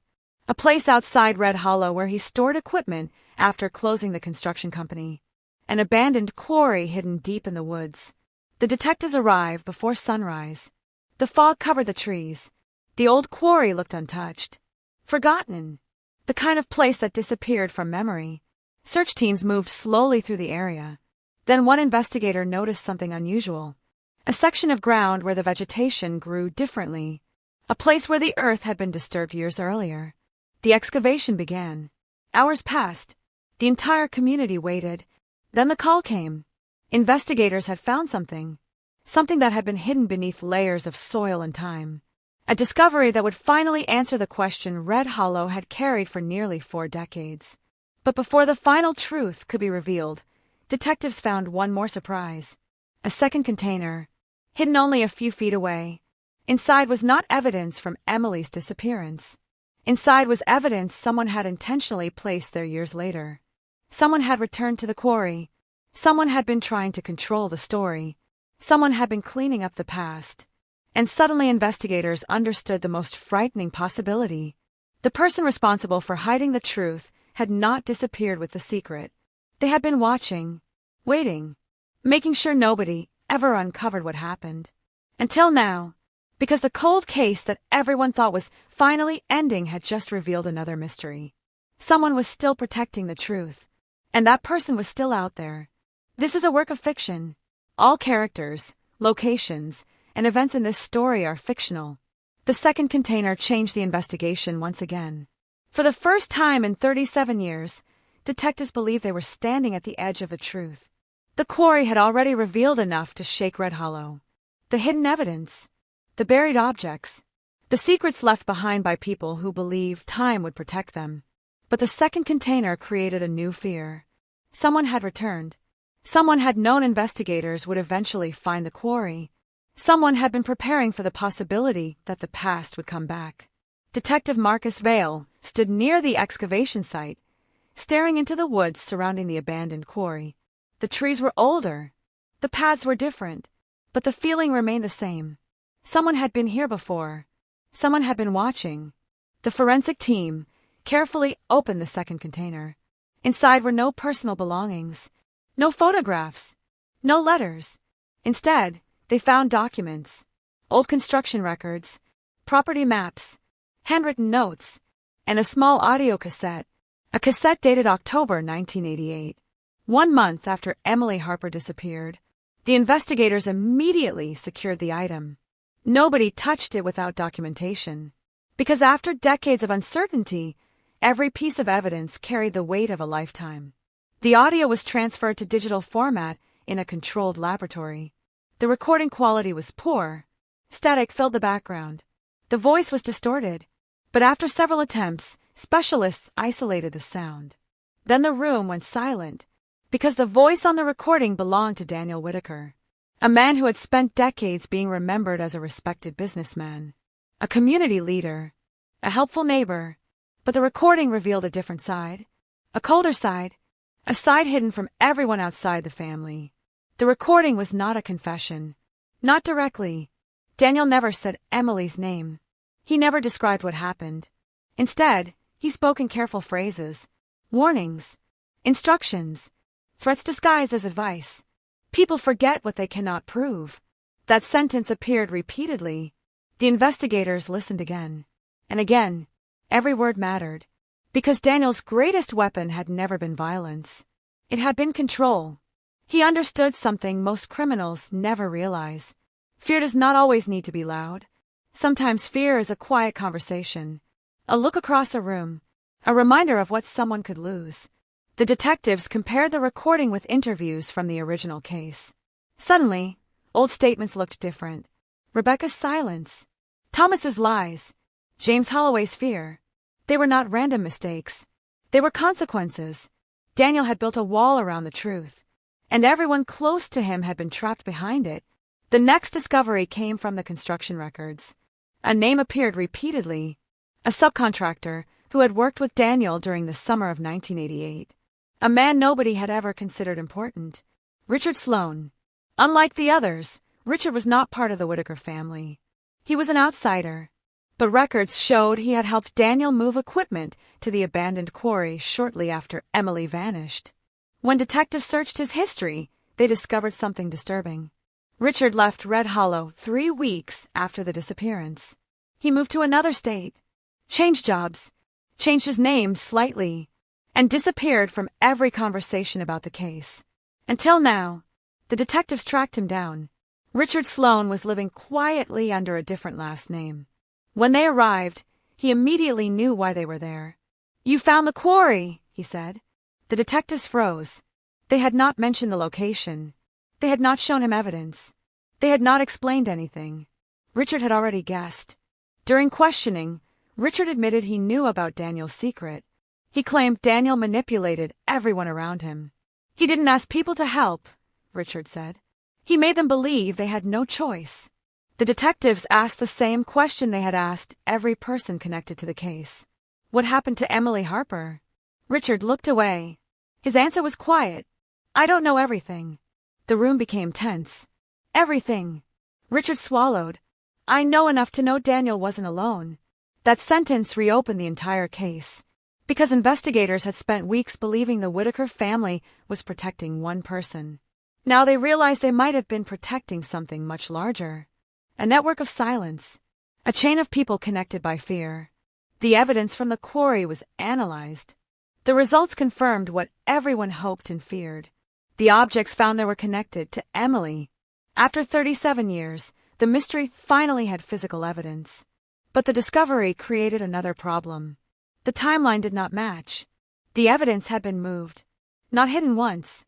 Moved. Someone had relocated pieces of the truth over the years. Someone had returned to the locations. Someone had continued controlling the investigation long after Daniel Whitaker disappeared from public life. Then detectives found the final piece inside the construction records. A handwritten note attached to an old invoice. Only 4 words. No signature. No explanation. Just a warning. Check the family house. The investigators knew exactly what it meant. The Whitaker family home. The place where Daniel had lived. The place where Rebecca had written her journals. The place that had never been fully searched. Because in 1988, it was considered a private family residence. Not a crime scene. The search warrant was approved within hours. When investigators arrived, the house looked abandoned. Dust covered every surface. Photographs remained on the walls. Furniture sat exactly where it had been left. It looked like a place frozen in time. But beneath the floorboards of the old study, investigators found something unexpected. A hidden compartment. Inside was a final collection of documents. Not written by Daniel. Not written by Rebecca. Written by someone else. Someone who had been watching the entire story unfold. The handwriting was unfamiliar. The first page contained a single sentence. If they ever find this, they will finally understand why everyone stayed silent. The investigation had reached a new level. Because the truth was no longer hidden. It was waiting.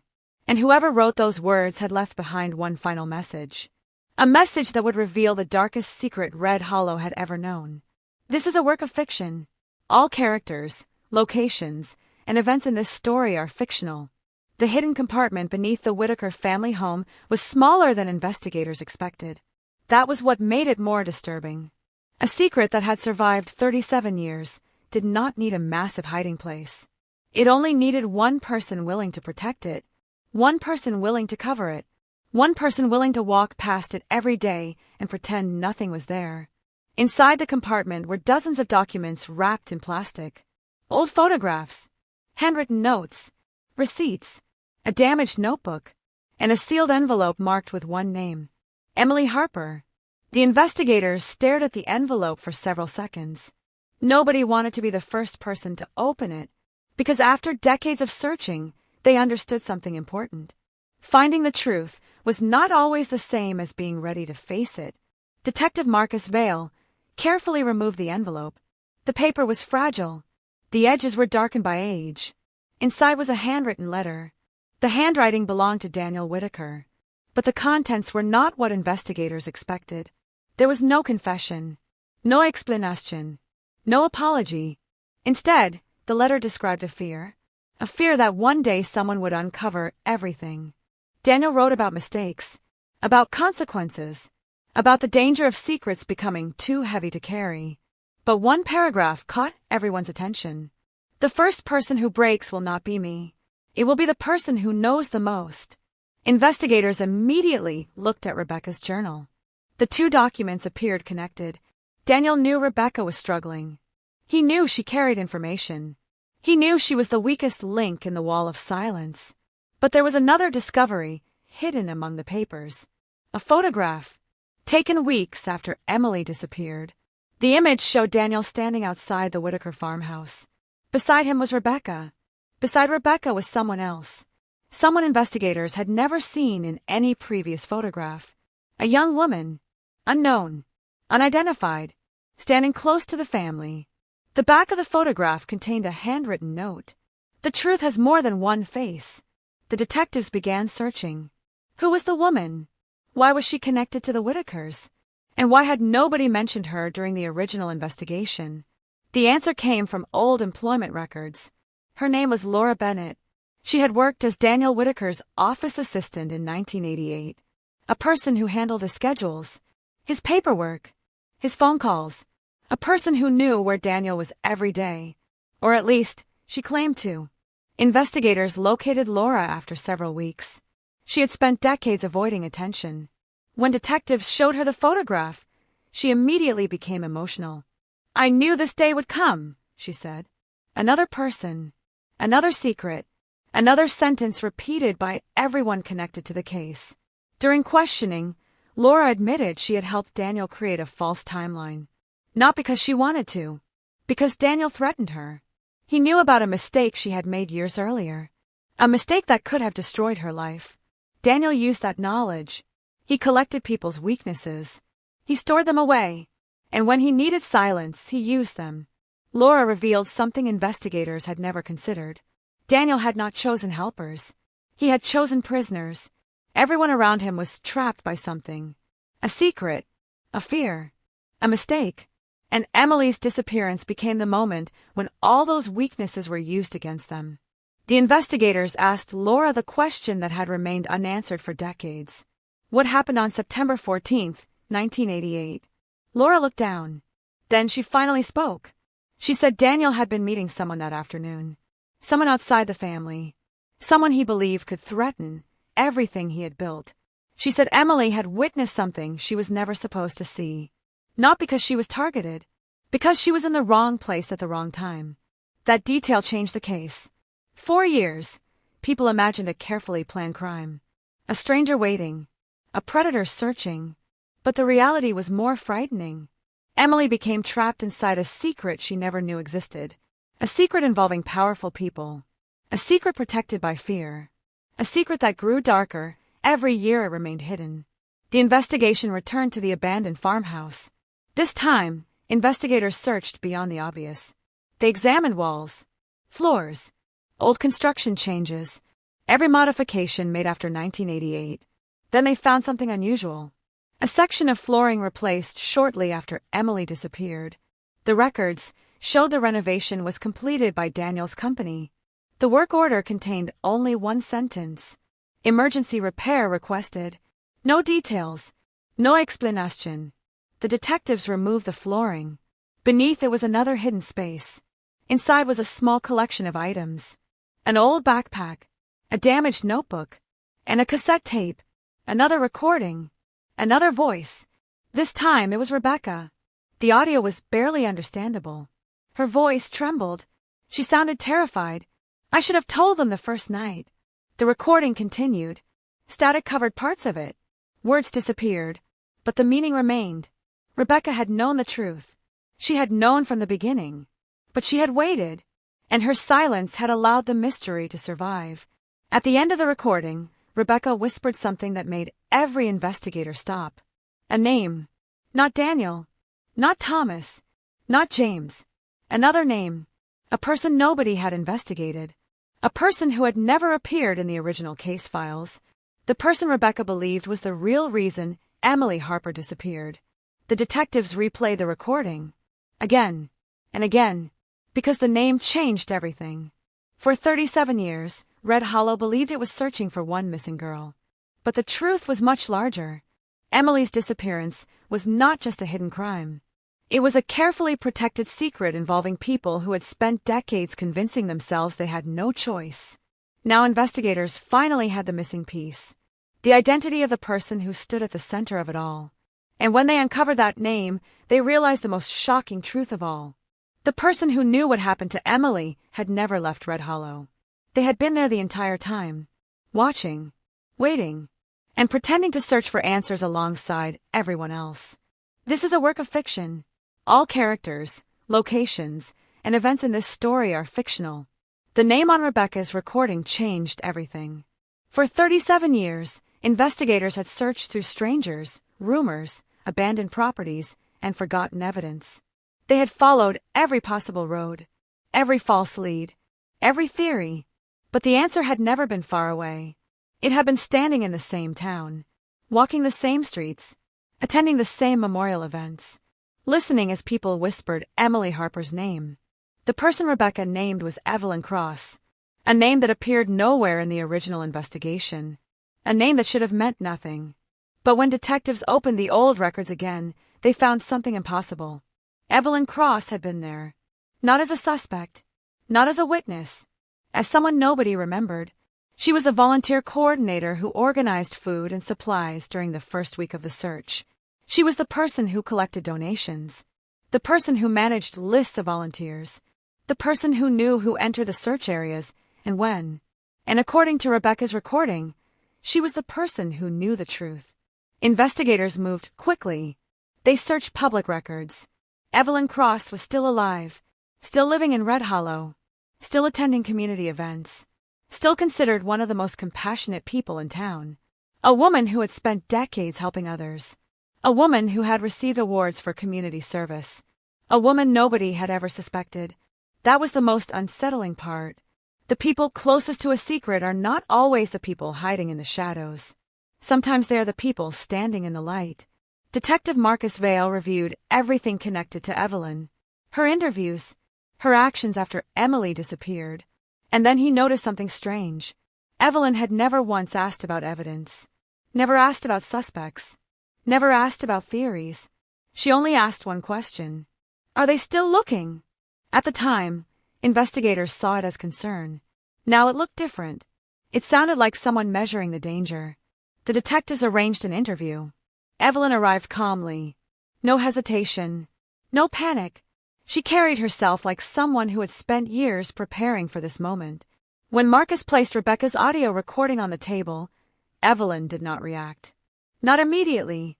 She simply looked at the recorder. Then she smiled. A small, almost invisible smile. You finally found her words, she said. The room became silent, because Evelyn did not ask who Rebecca was. She did not ask what recording they were talking about. She already knew. The detectives leaned forward. How? Evelyn looked toward the window. Outside, Red Hollow continued its ordinary afternoon. Cars passing, children playing, a normal town carrying an extraordinary secret. Because Rebecca was always afraid someone would find out, Evelyn said. The detectives asked her directly, What happened to Emily Harper? Evelyn remained silent for a long time. Then she answered with a question. What do you think happened? The detectives did not respond. Because they knew. They wanted her to say it. They wanted the truth from her own mouth. Finally, Evelyn began speaking. She described September 14th, 1988. But unlike previous witnesses, she did not describe rumors. She described events. She admitted she knew Daniel Whitaker. She admitted she helped organize the search. She admitted she knew Daniel had been hiding something. But she denied causing Emily's disappearance. I didn't take her, Evelyn said. The detectives watched her carefully. You know who did. Another silence. Then Evelyn said the sentence that would change the investigation again. Daniel didn't start this. The detectives exchanged looks, because everyone had believed Daniel Whitaker was the beginning and the end. But Evelyn was suggesting something else, something older, something deeper. She explained that Daniel had been protecting a secret long before Emily disappeared, a secret involving his own past, a secret involving a person who had controlled him for years. The detectives asked for a name. Evelyn refused, not because she was protecting Daniel, Because she was afraid of what would happen after the truth came out. People think secrets die when people stop talking about them, she said. They don't. They wait. Her words sounded almost identical to the warnings written in Daniel's files. A pattern. A belief passed from one person to another. The detectives pushed harder. They showed her the evidence. The DNA. The recordings. The hidden documents. The photographs. Finally, Evelyn admitted something. She had not been protecting Daniel. She had been protecting Emily's final secret, a statement that shocked investigators. But Evelyn claimed Emily had accidentally discovered something dangerous, something that made powerful people afraid. The detectives demanded answers. What did she see? Evelyn looked down. Then she revealed the final piece. On the afternoon Emily disappeared, she had not been traveling directly to her grandmother's house.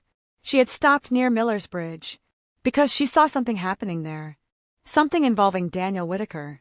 Something involving another person. Someone who had never been named. Someone who had remained hidden behind the family's silence. Evelyn reached into her bag. She removed a small envelope. I kept this because I didn't know who to trust. Inside was a folded piece of paper. A drawing. A child's drawing. Emily's drawing. On the back was a message written in childish handwriting. 3 words. I saw him. The detectives stared at the paper. Because after 37 years, they finally understood. Emily Harper was not just missing. She had left behind a warning. A warning that nobody understood until it was almost too late. And the person she had seen that day was not a stranger. It was someone the entire town knew. Someone whose name would destroy everything Red Hollow believed about itself. Someone who had spent decades hiding behind respect, kindness, and a perfect reputation. The investigation was no longer searching for the person responsible. It was preparing to expose them. And when that name finally emerged, Red Hollow would never be the same again. This is a work of fiction. All characters, locations, and events in this story are fictional. The drawing remained on the table for several minutes. Nobody touched it. Nobody wanted to disturb the fragile piece of paper that had survived longer than anyone expected. A child's handwriting. A child's warning. A message written by someone who never understood how important those 3 words would become. I saw him. Detective Marcus Vale studied the drawing again. The picture showed simple shapes. A road. A bridge. A vehicle. To anyone else, it looked like the innocent imagination of a 10-year-old child. But investigators knew children often notice details adults ignore. The smallest movement, the strangest sound, the person everyone else trusts. Marcus looked at Evelyn Cross. Who is the person Emily saw? Evelyn did not answer immediately. Her hands trembled slightly. For the first time during the interview, the confident expression disappeared. Because some secrets are easier to hide than to explain. I thought keeping quiet would protect people, Evelyn whispered. It only protected the truth from being found. The detectives waited. Finally, Evelyn said the name. A name that had never appeared in the original case. A name that had never been connected to Emily's disappearance. Arthur Bell. The room changed instantly. Because Arthur Bell was not just another person from Red Hollow. He was the former county commissioner, a respected public figure, a man whose photograph had appeared in local newspapers for decades. A man who had spoken at Emily's memorial events. A man who had publicly promised that her family would one day receive justice. The person demanding answers had been one of the people hiding them. The detectives immediately searched through archived records. And the connection appeared. Arthur Bell had known Daniel Whitaker for years. Business relationships. Political favors. Private meetings. In 1988, Daniel's construction company had received several major contracts connected to county projects, contracts approved by Arthur Bell. But investigators found something more disturbing. 3 days before Emily disappeared, Daniel and Arthur met privately at the old farmhouse. The meeting was never reported. Nobody knew why they were there. Until now, the investigation moved into a completely different direction. This was no longer a story about one man protecting a secret. It was about influence. Power. People who believed their reputation mattered more than the truth. Detectives searched Arthur Bell's old properties, his office records, his financial history, his personal archives. Inside a locked cabinet in an abandoned office, they discovered another hidden collection. Letters. Dozens of them. Most were harmless. Business discussions. Personal notes. But one letter changed everything. It was dated September 16th, 1988, 2 days after Emily vanished. The letter was written by Daniel Whitaker. Only a few sentences appeared. The situation is contained. Nobody will speak. Nobody wants the consequences. The detectives read the sentence repeatedly because it confirmed something they had suspected. The silence was organized, not accidental, not caused by confusion. Organized. The next discovery came from the forensic laboratory. The DNA profile recovered from the evidence near the quarry was finally identified. The unknown female DNA belonged to Evelyn Cross. The unknown male DNA belonged to Arthur Bell. 2 people who had spent decades claiming they only wanted answers. 2 people who had helped control the search. 2 people who had stood beside Emily's family while knowing more than they admitted. The news shook Red Hollow. The same town that once searched fields with flashlights now searched its own memories. Neighbors questioned conversations from 30 years earlier. Old photographs were examined again. Every person wondered the same thing. How many people knew? And how many chose silence? Arthur Bell refused to cooperate. His attorneys released a statement denying involvement. They claimed the investigation was based on speculation. They claimed old evidence was unreliable. They claimed investigators were desperate for a conclusion. But the evidence was no longer just a theory. It was a trail that had waited decades. The final breakthrough came from the old water tower, the place where Emily's necklace had been discovered. Ground scans revealed another area that had never been examined. A small section beneath the foundation. Hidden. Protected. Almost impossible to notice. The excavation lasted through the night. Rain fell over Red Hollow. The town watched from a distance, waiting, remembering, hoping. Then, just before sunrise, investigators found what they had searched for since 1988. The discovery that finally answered the question everyone feared. Emily Harper had not disappeared without leaving a trace. The truth had been buried. The evidence had been hidden. The story had been controlled. But the past had finally broken through. And as investigators stood over the recovered evidence, they realized something even more disturbing. The people responsible had spent 37 years believing they had won. They believed the town would forget. They believed time would erase everything. But time had done the opposite. Time had preserved every mistake, every lie, every hidden connection. And now, after decades of silence, Red Hollow was about to hear the truth. Not the version people were told. Not the version powerful people created. The real story. The story that had been buried with Emily Harper. And the person who knew the most about what happened was finally ready to speak. This is a work of fiction. All characters, locations, and events in this story are fictional. The morning the evidence was recovered from beneath the old water tower, Red Hollow stopped pretending everything would return to normal. For 37 years, the town had lived with uncertainty. People had learned how to carry the mystery. They learned how to speak Emily Harper's name without asking too many questions. They learned how to accept unanswered pain as part of everyday life. But now the ground had opened, and everything buried beneath it was coming back. Detective Marcus Vale stood beside the excavation site as forensic teams carefully removed each piece of evidence. Every item was photographed, every movement recorded. The world had changed since 1988. Back then, investigators fought against missing information. Now, they were fighting against too much. Too many secrets. Too many people who had spent decades rewriting their own memories. Inside were personal belongings. A bracelet. A broken hair clip. A faded piece of fabric. Items that confirmed what Emily's family had feared for decades. But the most important discovery was not an object. It was a document. A handwritten page protected inside a plastic sleeve. The handwriting was immediately recognizable. Daniel Whitaker. The document was not a confession. It was worse. It was a record. A list. Names. Dates. Meetings. People who knew. People who stayed silent. The investigators realized Daniel had not been hiding one terrible moment. He had been documenting the entire system of silence around him. The list included business partners, community leaders, family members, and one name appeared repeatedly: Arthur Bell, the former commissioner, the man who had built a public image around helping families, the man who had stood in front of cameras promising answers, the man who secretly knew where investigators should not look. The evidence forced prosecutors to move quickly. Search warrants were issued, old properties were examined, financial records were reviewed, and every new discovery made the same conclusion harder to ignore. Emily's disappearance had been protected by people who believed their influence would last forever. But influence fades. Records remain.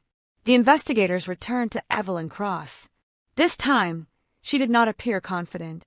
She appeared exhausted, because after decades of protecting the secret, the truth had finally become heavier than the fear. "I knew Daniel was dangerous," Evelyn admitted, "but I never believed he would let a child disappear." Marcus asked the question she had avoided for years. "Why didn't you tell anyone?"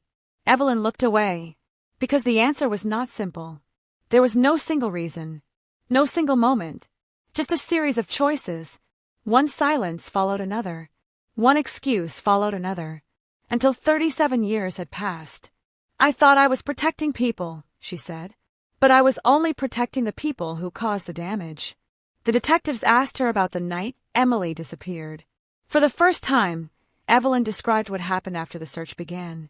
She said Daniel gathered everyone connected to him. Not at the farmhouse, not somewhere hidden. At a normal house, a normal room, a normal conversation. That was how Daniel controlled people. He never needed dramatic threats. He understood human weakness. He knew exactly what each person feared losing. For Rebecca, it was family. For Thomas, it was reputation. For James, it was his future. For Evelyn, it was the secret she carried from her own past. And for Arthur Bell, it was power. Daniel convinced them all that the truth would destroy everyone. So they chose silence. They convinced themselves silence was survival. But silence did not save them. It only delayed the moment when everything collapsed. The investigation then focused on Arthur Bell. Unlike Daniel, who had left behind evidence everywhere, Arthur had spent decades carefully controlling his image. He had no criminal history, no public scandals, no obvious mistakes. But investigators discovered something hidden inside his campaign records from 1988. A payment, a large payment, sent to Daniel Whitaker's construction company days after Emily disappeared. The official explanation claimed it was for equipment repairs. But the records showed no equipment was purchased. No repairs were completed. The money vanished. And the timing raised a question nobody could ignore. What was Arthur Bell paying for? The pressure increased. News spread. The entire state watched as one of its most respected former officials became connected to the oldest mystery in Red Hollow. Arthur finally agreed to an interview. Not with police, with the public. He appeared on television claiming innocence. He said he was being targeted because he was a powerful man. He said old evidence was being misunderstood. He said people were searching for someone to blame. But viewers noticed something. For the first time in decades, Arthur Bell looked afraid. Because he knew the investigation was no longer based on rumors. It was based on proof. The final breakthrough came from the audio recordings recovered from Daniel's files. Experts enhanced a section previously considered unusable. Hidden beneath layers of static was a conversation. Two voices, Daniel Whitaker, Arthur Bell. The recording lasted less than 4 minutes, but it contained everything investigators needed. Not a complete confession, not a full explanation, but enough. Enough to prove both men had knowledge they had denied. Enough to show the disappearance of Emily Harper was never simply a tragedy. It was a secret protected by people who believed nobody would ever uncover it. As the recording played inside the courtroom preparation room, nobody spoke. Because after 37 years, the voices of the past had finally returned. And this time, nobody could silence them. But even with the truth finally emerging, Detective Marcus Vale knew one question remained. The question that had haunted every person who ever searched for Emily. Not who knew, not who lied, not who hid the evidence, but why? Why did one little girl become the center of such a massive secret? And the answer waiting inside Daniel Whitaker's final files would reveal the most shocking part of the entire case. This is a work of fiction. All characters, locations, and events in this story are fictional. The final files left behind by Daniel Whitaker were stored inside a locked metal cabinet beneath the floor of his old study. A place designed to be forgotten. A place where nobody would search unless they already knew it existed. For decades, the cabinet remained untouched. Dust covered the surface. Rust formed around the edges. The house changed owners. The neighborhood changed. The world moved forward. But the secret stayed exactly where Daniel had left it, waiting. Inside were dozens of documents. Some were ordinary. Construction contracts, business records, tax papers, nothing unusual, until investigators reached the final folder. A folder with no label, no date, no description, only a single mark written across the front. A small black circle. The same symbol appeared several times in Daniel's personal notes. At first, investigators believed it was meaningless. Then they noticed something. Every time the symbol appeared, another name followed. Not employees, not friends. People connected to influence. People connected to money. People connected to power. The investigators slowly understood. Daniel had been keeping records on everyone. Not because he trusted them, because he controlled them. Inside the folder was a handwritten timeline. September 1988. The days before Emily disappeared. The day she vanished. The days after. For 37 years, everyone had tried to understand what happened in a single moment. But Daniel had recorded something different. A chain of events. A series of decisions. A slow movement toward disaster. The first entry was dated September 8, 1988. 1 week before Emily disappeared. Daniel wrote, "Bell is worried. He thinks someone knows." Investigators immediately connected the name. Arthur Bell. The second entry was September 11th. The situation with the girl cannot continue. The third entry was September 14th. The day Emily vanished. Only one sentence appeared. "Everything changed today." That was all. No explanation. No details. But the meaning was clear. Emily's disappearance was connected to something that began before that afternoon. Something already happening. Something Daniel and Arthur were desperate to hide. Detectives searched older records connected to Arthur Bell. They discovered that months before Emily disappeared, Arthur had been involved in a controversial land development project. A project that threatened to expose illegal financial agreements between several local businesses. Daniel's construction company was one of them. The evidence suggested Emily had not been targeted because of who she was. She had been caught near something she was never supposed to see. A secret involving adults. A secret involving money. A secret involving people who believed they were untouchable. The investigators returned to the child's drawing. The message. "I saw him." For years, everyone assumed Emily saw a person. Now they wondered if she saw something else. Something connected to that meeting. Something that made powerful people panic. The answer came from an unexpected place. A school notebook. One of Emily's old notebooks had been kept by her parents. They had saved everything. Every drawing. Every assignment. Every small memory. Inside the notebook, investigators found a page dated 2 days before Emily disappeared. It contained a simple drawing of a truck. Beside it, Emily had written, "Mr. Bell's truck was at the bridge." The investigators froze, because this was the first direct connection between Emily and Arthur Bell. She had seen him, not a stranger, not a random person, a respected community leader, someone her family trusted. The case changed instantly. Arthur Bell was no longer just a person connected through old relationships. He was someone Emily herself had noticed. Someone who had been at the center of the mystery from the beginning. When detectives confronted Arthur with the notebook evidence, his reaction was different from before. The confidence disappeared. The careful answer stopped. For the first time, he looked like someone who understood the past had finally caught him. But Arthur still refused to confess. Instead, he offered one final explanation. He claimed Daniel Whitaker was the mastermind. He claimed Daniel manipulated everyone. He claimed he was only trying to prevent a bigger disaster. The detectives asked him one question. "If you knew Daniel was dangerous, why did you help him?" Arthur had no answer. Because there was no answer that could make decades of silence acceptable. The investigation moved toward prosecution.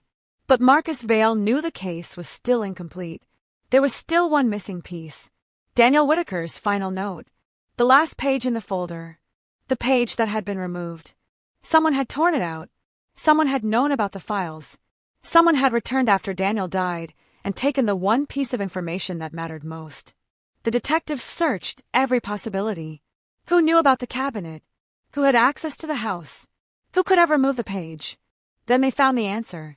A maintenance record from 5 years earlier. A repair worker had entered the old study. A person hired to fix the flooring. A person whose name appeared nowhere in the investigation. Until now, the worker was named Michael Cross, Evelyn Cross's son. Another connection. Another hidden thread. The detectives brought Michael in. Unlike the others, he did not deny anything. He admitted he found Daniel's hidden cabinet years earlier. He admitted he saw the documents. He admitted he removed the final page. But he insisted he did not destroy it. He kept it, because he believed one day someone would need to know the truth. Michael reached into his bag. He placed a folded piece of paper on the table. The missing page. The final message written by Daniel Whitaker. Everyone expected a confession. Instead, they found a warning.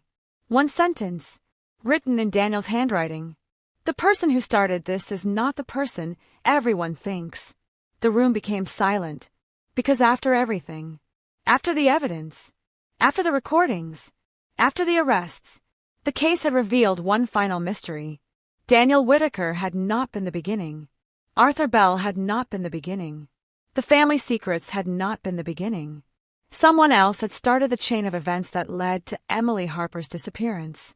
Someone who had remained invisible. Someone whose name had never appeared in any report. Someone who had been forgotten by everyone. And now, after 37 years, investigators finally had the clue that would reveal the true origin of the nightmare. The cold case was no longer about finding the truth. The truth had been found. Now they had to discover how deep it really went. This is a work of fiction. All characters, locations, and events in this story are fictional. The missing page changed the meaning of everything. For weeks, investigators believed they were uncovering the final layers of the mystery. They believed Daniel Whitaker was the center. They believed Arthur Bell was the reason. They believed the silence surrounding Emily Harper's disappearance existed because powerful people were protecting themselves. But Daniel's final warning suggested something else. The people they had been chasing were only protecting a secret that began long before them.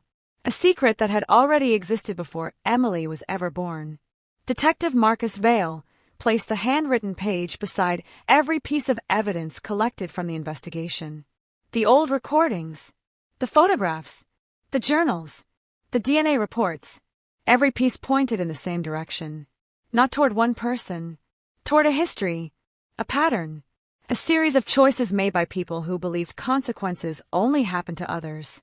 The first clue came from an old newspaper archive. Investigators searched every article connected to the Whitaker family, every business announcement, every community event, every public appearance. Then they found something buried in a small article from 1974. More than a decade before Emily disappeared. The headline was forgotten. The story was only a few paragraphs long. A local businessman involved in a land dispute had suddenly left Red Hollow. His name was Victor Hale. The article mentioned accusations, missing financial records, a disagreement with several local officials. Then, without explanation, the story disappeared.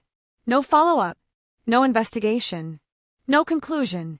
But inside Daniel Whitaker's files, Victor Hale's name appeared repeatedly. The detectives realized Daniel had been connected to him. Arthur Bell had been connected to him. Even Evelyn Cross had a connection. The secret did not begin in 1988. It began 14 years earlier. The investigators tracked down the last living person who remembered Victor Hale, an elderly woman named Margaret Sloan. She lived alone outside the county. When detectives showed her Victor's photograph, she immediately recognized him. "He knew too much," she said. The detectives asked what that meant. Margaret looked toward the window. Then she answered quietly. Victor found out what they were doing. The phrase sounded familiar. because it matched everything investigators had uncovered. Everyone who discovered the truth eventually became part of the secret, or disappeared from the story. Margaret explained that Victor Hale had discovered financial corruption involving land purchases around Red Hollow.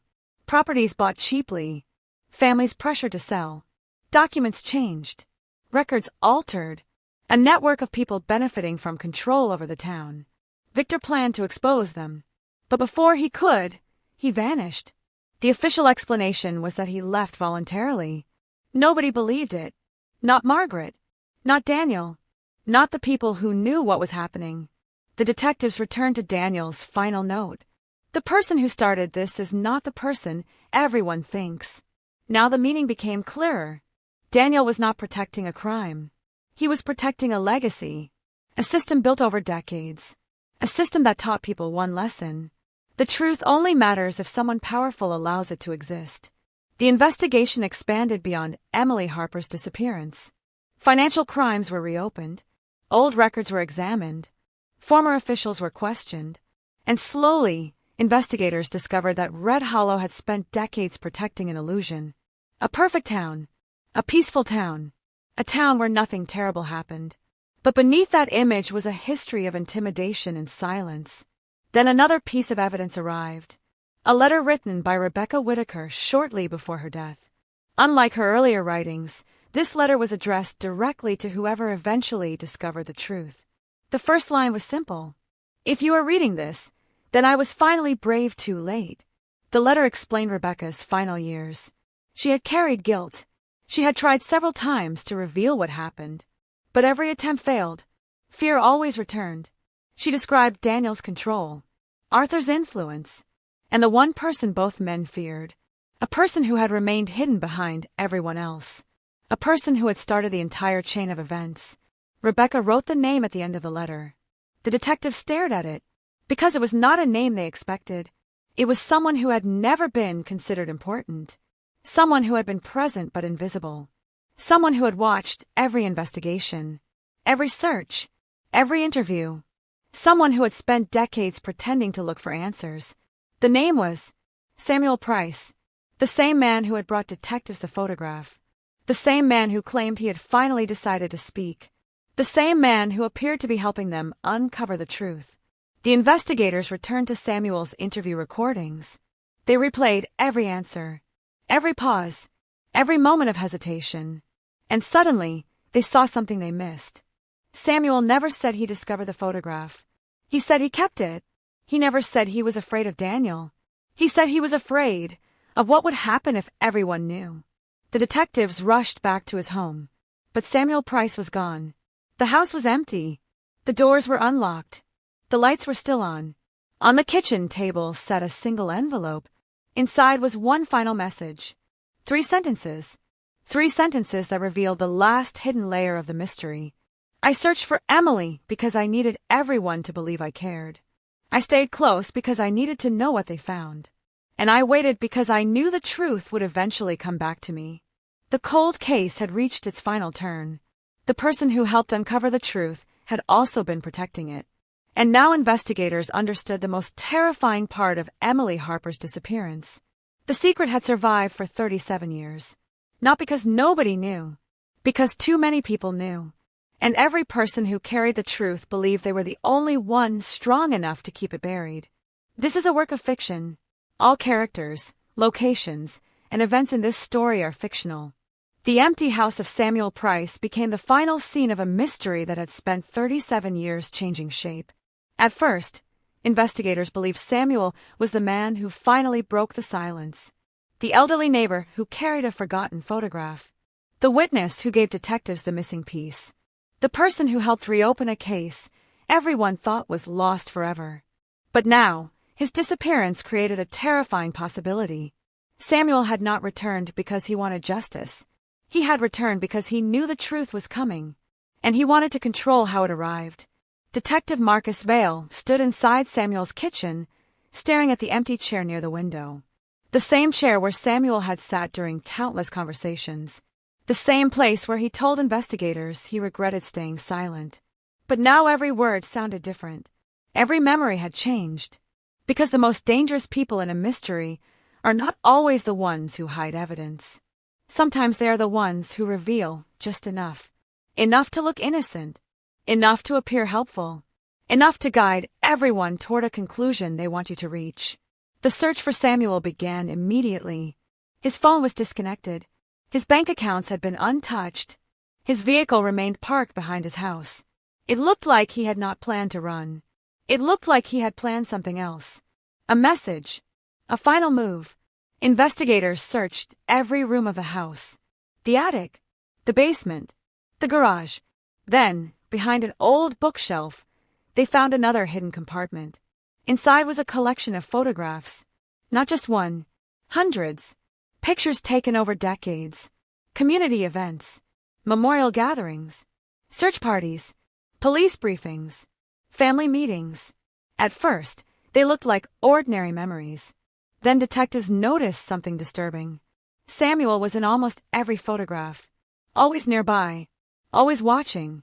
Always present when important moments happened. The first search. The discovery of the bicycle. The memorial service. The anniversary events. The reopening of the investigation. Samuel had been there through every chapter of Emily Harper's story. Not as a suspect. Not as a witness. As an observer. Then investigators found something even more disturbing. A notebook. Inside were dates, names, locations, a record of conversations Samuel had with people connected to the case, including Daniel Whitaker, Arthur Bell, Evelyn Cross. The notebook revealed Samuel had known far more than he admitted. He was not simply someone who discovered the truth. He was someone who collected it. For decades, the detectives realized Samuel had built his own private investigation. But why? The answer came from the final pages. Samuel wrote about his younger years, about his father, about the reason he hated Daniel Whitaker. The truth was more complicated than anyone expected. Samuel had not protected Daniel. He had hated him. But hatred did not make him innocent, because Samuel had made the same mistake everyone else had made. He believed he had the right to decide when the truth should be revealed. He believed he could control the damage. And that belief allowed the secret to survive. The final pages describe what Samuel saw on September 14, 1988. The day Emily disappeared, he admitted he was near Miller's Bridge. He admitted he saw Daniel's truck. He admitted he saw Arthur Bell. But he also revealed something investigators had not known. A third vehicle. A black sedan parked near the trees. A vehicle that belonged to someone nobody had connected to the case. Samuel had spent decades trying to identify the person inside, and eventually he discovered the truth. The person in the car was not Daniel, not Arthur, not anyone investigators had focused on. It was someone from outside Red Hollow, someone who had come to town because of a secret involving Victor Hale, someone who knew about the corruption, someone who wanted the evidence destroyed. The disappearance of Emily Harper was never just about one person trying to hide a crime. It was about a chain reaction. A child witnessing something connected to a much older conflict. Adults making choices. Powerful people protecting themselves. Ordinary people becoming silent. And one terrible afternoon where every secret collided. Detectives followed Samuel's notes to an abandoned storage facility outside the county. A place he had visited repeatedly over the years. Inside, they found boxes. Hundreds of documents. Copies of evidence. Old newspaper clippings, private recordings. Samuel had been preparing for this moment for decades. But among the files was something nobody expected. A final recording. Samuel's voice, recorded only days before he disappeared. The audio began with silence. Then Samuel spoke. His voice was weak, tired. I thought I could fix it. A pause. I thought if I knew enough, I could make sure the truth came out the right way. Another pause. But truth doesn't belong to anyone. The investigators listened carefully, because Samuel was finally admitting what he had done. He had hidden information.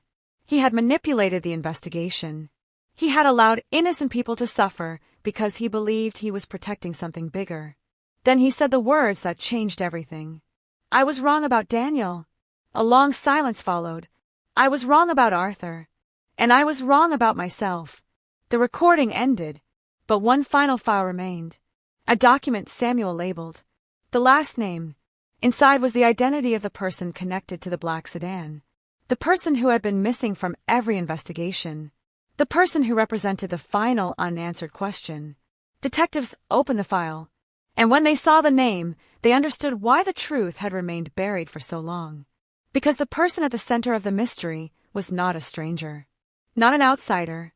Not someone hiding in the darkness. It was someone Red Hollow had trusted completely. Someone whose reputation had never been questioned. Someone who had spent decades convincing everyone they were searching for the same answers. The final secret of Emily Harper's disappearance was no longer buried. It was standing in plain sight. And now, after 37 years, the town was finally forced to face the truth it had avoided from the beginning.